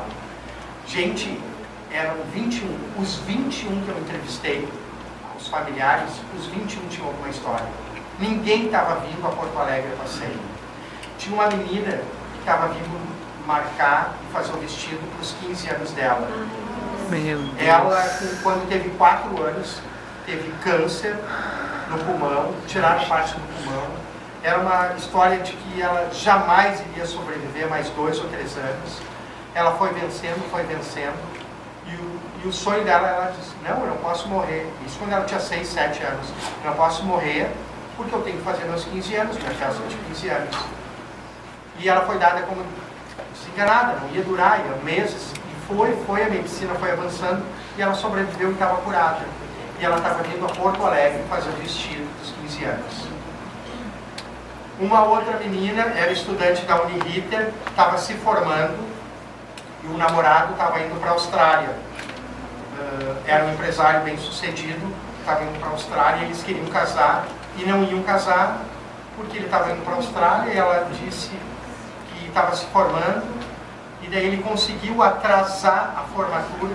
E dela não sabia se ia ou não, porque era Austrália, era tudo diferente, e ela estava se formando em administração de empresa, acho que é administração de empresa, e que ela não ia conseguir trabalhar lá, então quem sabe eles casavam depois de um tempo e era confusão. Ele conseguiu, sem ela saber, emprego para ela na Austrália, e ele estava organizando uma festa de casamento surpresa para ela. Ela ia vir a Porto Alegre pegar uma documentação, quando voltasse iam avisar. Ia estar todo mundo esperando a festa surpresa de casamento.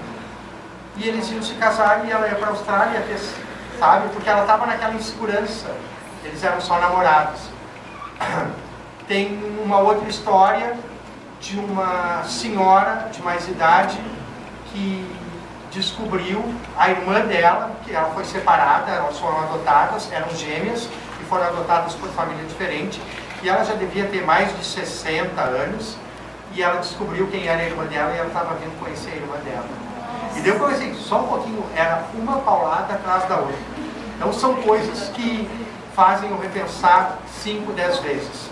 E tem um outro acidente muito forte que ocorreu na Estrada do Mar, em que morreram 4 pessoas. o pai estava virado para trás e tinham 2 filhos pequenos, tipo 9, 10 anos, e a mãe, e ele virado para trás e bateu num caminhão de frente, o carro explodiu e os 4 morreram carbonizados.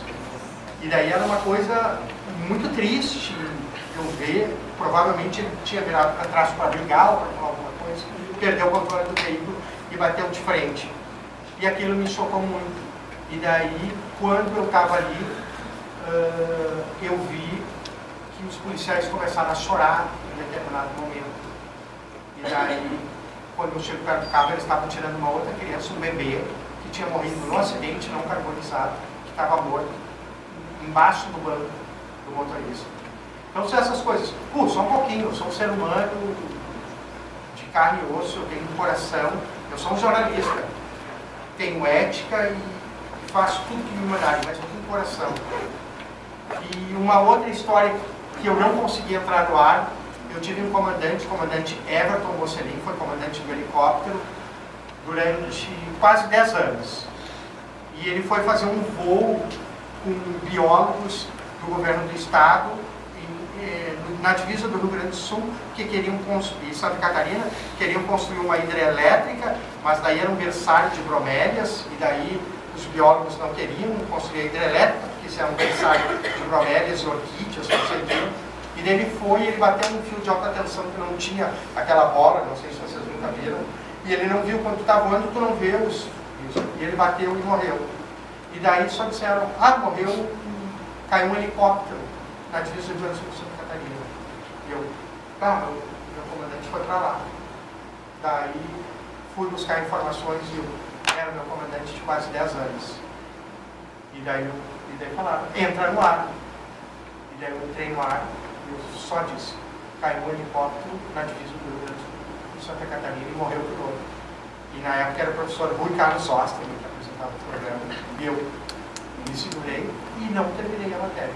Daí o professor Rui Carlos Oster falou, gente, quem morreu é o comandante Everton Mocelin, foi comandante do Mauro durante quase 10 anos.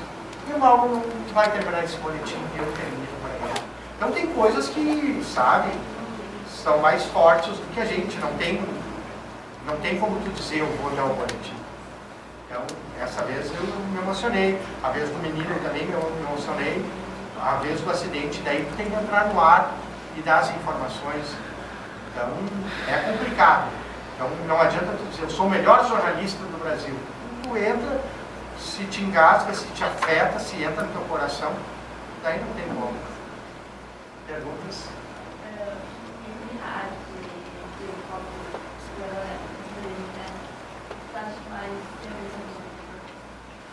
Tudo me acrescentou. O departamento de Telex me acrescentou, porque eu aprendi a dividir matérias, a saber o que era mais importante.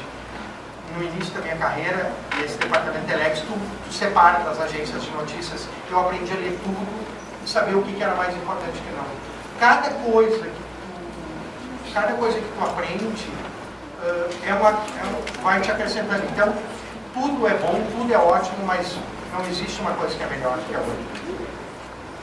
A professora quer que eu dê um boletim, né, professora? Tipo assim, o que é importante também é que o jornalista tem que se adaptar à notícia, e não a notícia ao jornalista, entendeu?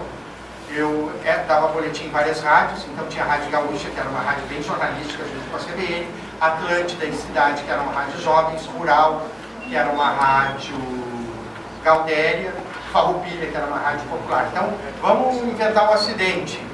Aonde foi o acidente? Diz uma rua. Avenida, a rodovia. Na Protásio Alves.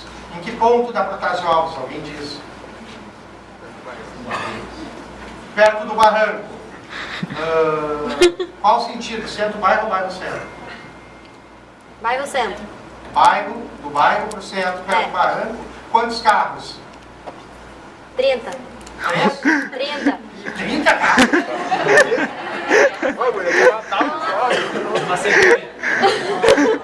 Tem feridos?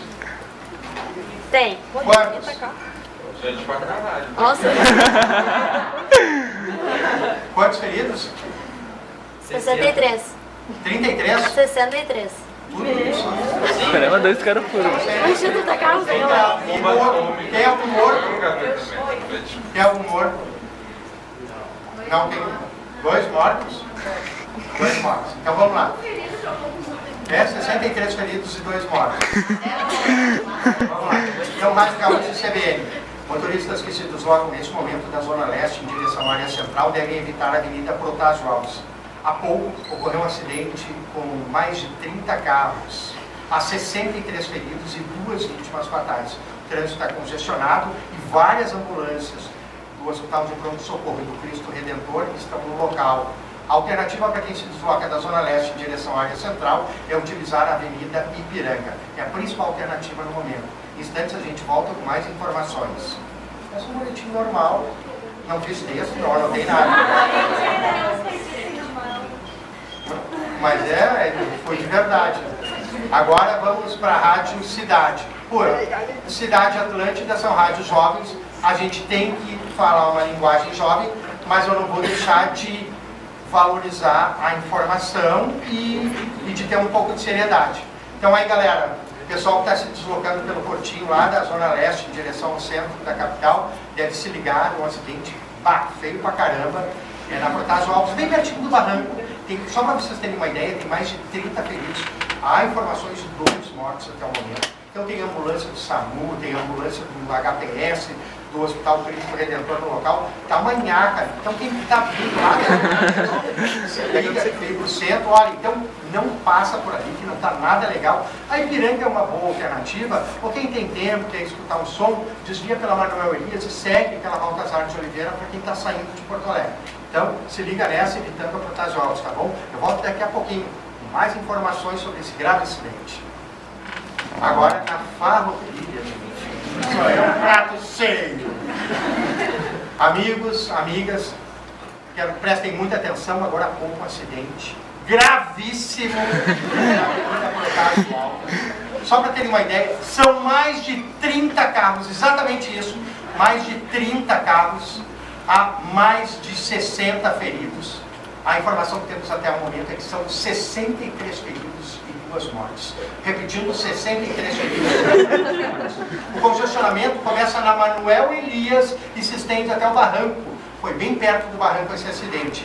Quem está se deslocando da zona norte da capital, de Viamão, ou mesmo do interior do estado, por favor, não utilizem a Protásio Alves. Informações também que o trânsito já está congestionando no sentido contrário, no sentido do centro ao bairro. A Ipiranga é uma boa alternativa, ou desvia pela Manuel Elias e segue lá pela Baltazar de Oliveira Garcia. Quero repetir, são 62 mortes. Portanto, se liguem, muita atenção. Eu volto daqui a pouco com mais informações. 63 feridos.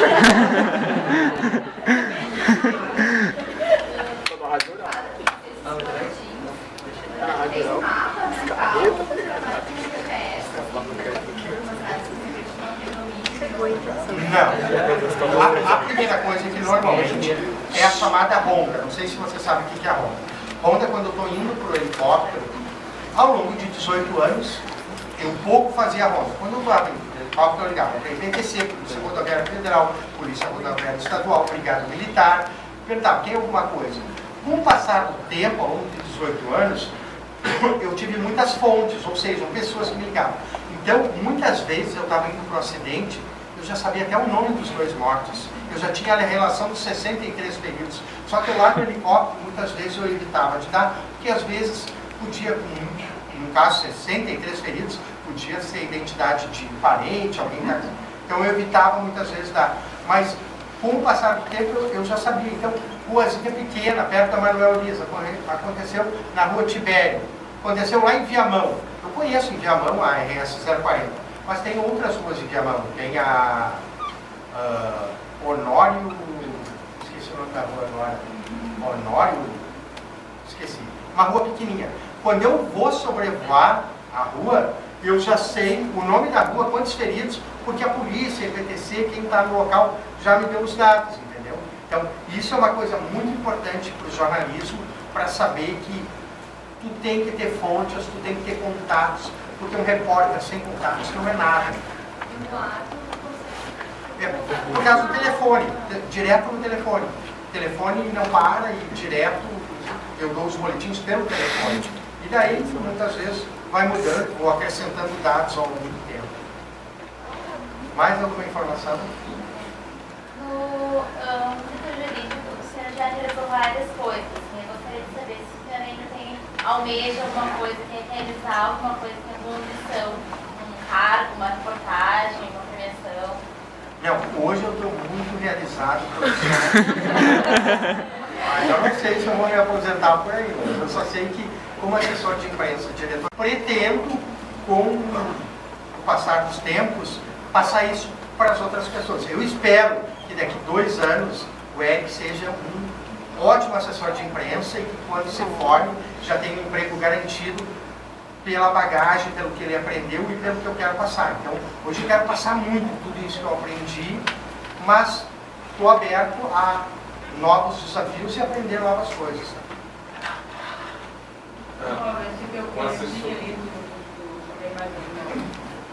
É o da Rádio Rural, então. Caldeirada Amiga, Macanudos, houve um acidente. O acidente ocorreu na Protásio Alves, próximo ao Barranco. São 63 pessoas feridas, mais de 30 carros, 2 pessoas morreram. Então, prendas e gaúchos que vêm do sertão, que vêm de onde estiverem, evitem a Protásio Alves. Uma boa cavalgada pela Avenida Ipiranga ou mesmo pela Baltazar de Oliveira Garcia. Então, quero dar muita atenção, quero que vocês tenham muito cuidado, meus gaúchos e minhas prendas amadas, em razão desse grave acidente, evitem a Protásio Alves. Eu volto com mais informações ao longo da programação, e essas foram as informações aqui do Chiru dos Ares. O Chiru dos Ares é uma situação de risco, né? Eu já caí 3 vezes, mas nunca morri. E o helicóptero é seguro, gente. Não existe grandes riscos no helicóptero. Porque se tu tá com um ventilador ligado, a hélice, aquela velocidade, quando tu desliga o ventilador, a hélice até parar demora muito tempo. Então, até parar, dá tempo da gente posar. Daí vocês vão dizer, e o acidente do Fernandão? Estava no escuro, não tinha sinalização, eles tinham bebido, ele não era piloto, ele tinha brevet. Uma coisa é uma pessoa que voa como hobby, que tem brevet e autorização para voar. E outra coisa é o piloto que vive disso, que trabalha todos os dias. O Ulisses Guimarães, quando caiu e morreu, o Ulisses estava em cima do mar, com temporal, neblina, perto de montanhas. Então assim, ó, todas as vezes que eu voei, se tinha previsão de temporal, a gente não voava, na unidade móvel. Então, a gente tem que respeitar as condições meteorológicas. Então, por isso que nunca aconteceu nada grave. E os 3 pousos forçados que a gente fez, foi problemas que teve ao longo de 18 anos no helicóptero, mas que a gente acabou pousando com segurança. Perguntas? Na sua trajetória jornalística, quais foram as principais dificuldades que você teve? A principal dificuldade que eu tive no helicóptero foi sinal no celular. Gente, no início a coisa era tranquila. Com o passar dos tempos, a gente não conseguia. Porque quando o telefone era analógico, a antena estava aqui e essa era... Aqui está a cidade, eu voando aqui, a antena aqui, e era essa a dimensão do sinal. Com o analógico não ficou assim, ficou só para baixo. Foi muito mais longe, mas não ficou para cima. E daí eu reclamava, já reclamei para as empresas. Pô, tiraram o sinal de cima. Não temos intenções em fazer que as pessoas escutem em cima, e sim embaixo. Então, eu tive muito problema com o celular, problemas graves de estar dando um boletim importante e cair a ligação. Bolívar Gomes, ou Bolivar? Bolivar é um verbo, né? Vamos Bolivar, café. Bom, teve toda uma história dentro de rádio, jornal e TV. Agora tu é assessor de imprensa.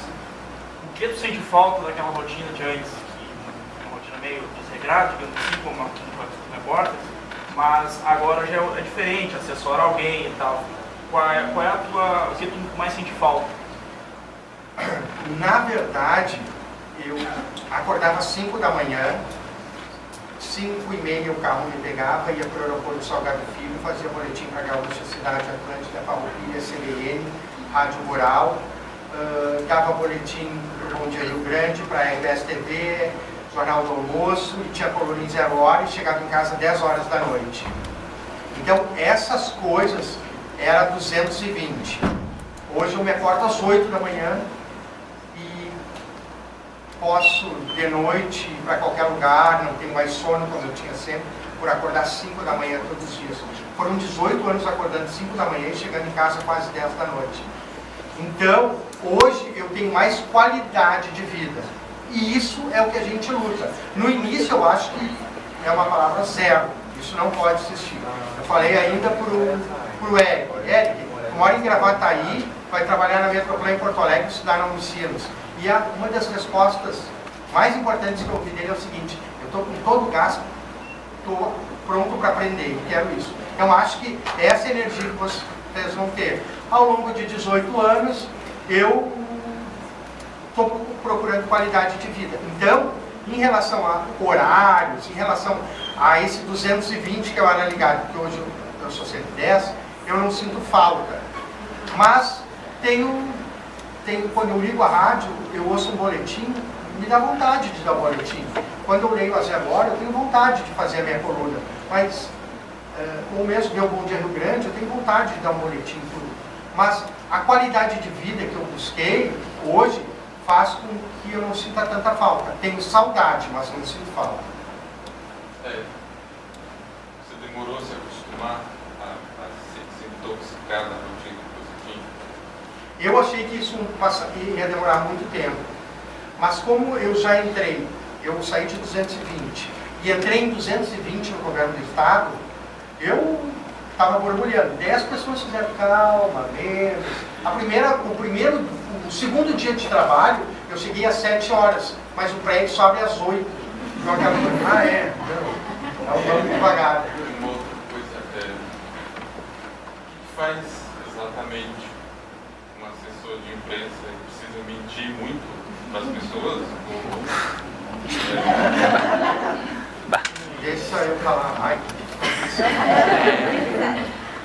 eu trabalhei 18 anos no helicóptero e para mim a melhor assessora de imprensa era Daniela Cidade, da Conserva. Não sei se conhecem Daniela Cidade da Conserva. Alguém conhece? Daniela Cidade é uma assessora de imprensa em que eu ligava para ela, os ouvintes ligavam para a rádio, ligavam para o meu celular. Tem um acidente no quilômetro 60 da Freeway. Ligavam para ela: Daniela, tem um acidente no quilômetro 60 da Freeway. E daí ela, já não sei de nada, os ouvintes ligaram. Ouvintes têm que ligar para a Conserva, não para a Gaúcha. Eles ligavam. 1 minuto depois ela ligava. São 2 carros no sentido litoral capital. Mas 30 segundos, tem 2 feridos. E daí eu entrando no ar e ela me abastecendo. E eu sempre pensei, um dia que eu for assessor de imprensa, que é uma das minhas metas, eu vou ser igual a Daniela Cidade.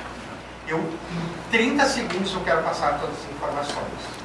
Entrei no governo com 220. Atendo a imprensa de todo o Rio Grande do Sul. Jornalistas de Dom Pedrito hoje me ligou, falando de Dom Pedrito. Mauro, problemas no passe livre. Quando vão vir? Quando vão ser entregue o passe livre? Lá vai eu. Quando é entregue? Não sei. E daí eu... Não, mas daí vai em outro departamento, não é comigo. Então, as coisas demoram mais. Eu sei que um dia eu estava de um lado do balcão e agora estou do outro.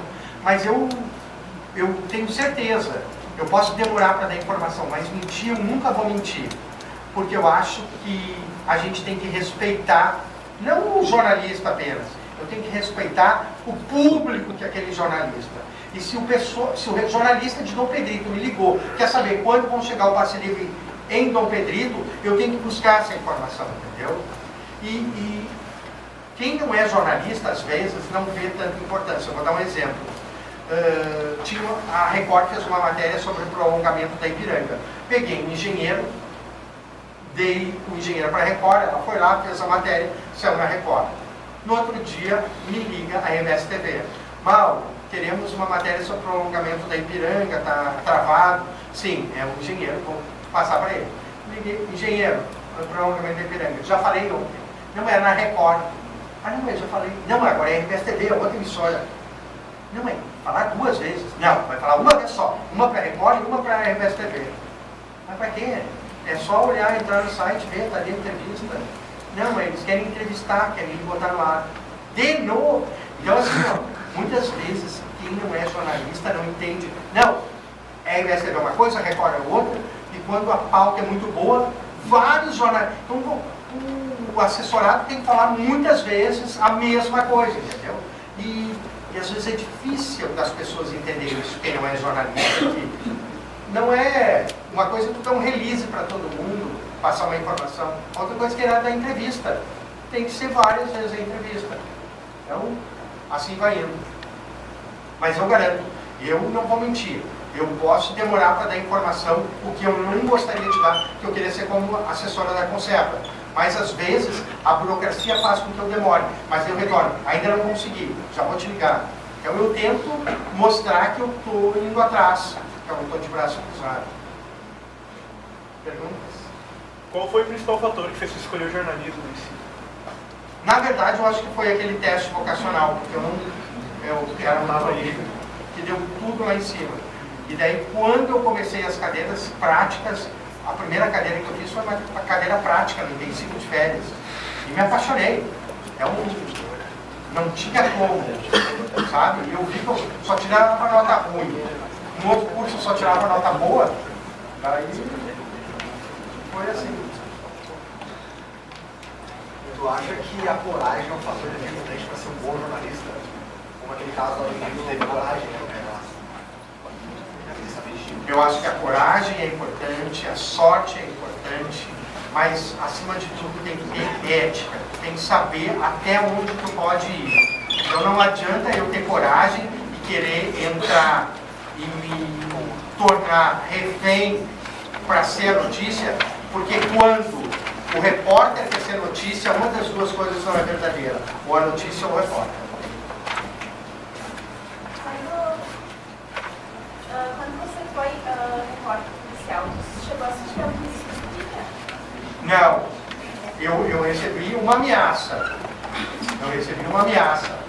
Mas e a ameaça era indicar que a ameaça não faz nada. Colocaram segurança um tempo do meu lado, mas eu vi que não era importante. Queria saber como é a relação do jornalista com a fonte, qual a importância de assegurar a confiança nela e que ela seja sempre confiável. A primeira coisa é que existem fontes e fontes. Todos nós temos que ter fontes. Agora, o que é mais importante, tu descobre a tua fonte. Tu vai fazendo fontes ao longo da vida. Agora, o que é mais importante não é fazer a fonte. É eu ter um grande amigo, presidente da IPTC, Vanderlei Capelari. Ele era gerente de fiscalização de transportes, meu grande amigo, mas um dia que eu tive que denunciar a IPTC, eu denunciei. Eu não deixei de ser amigo dele, entendeu? Então tu tem que saber, amizade é uma coisa, profissão é outra. E quando tu te formar, tu vai jurar, dentro do juramento tem ética, e tu vai jurar ter ética. Então tu vai lá, não perde amizade com ele. E sempre ouve as duas partes, né? É fundamental. Ouvia a denúncia, mas ouvia ele. Ah, mas tu não vai largar essa matéria. Vou porque é importante. Mas a amizade não pode sofrer abalos. Ah, mas isso é uma coisa chata. Então vamos tentar arrumar para que eu não venha fazer essa matéria de novo. Mais alguma pergunta?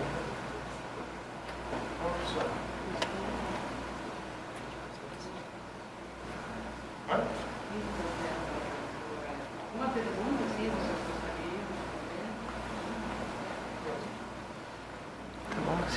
gostaria? Eu quero encerrar com uma frase. Gente, se eu tivesse que começar tudo de novo, eu faria vestibular para jornalismo. Vale a pena. Obrigado.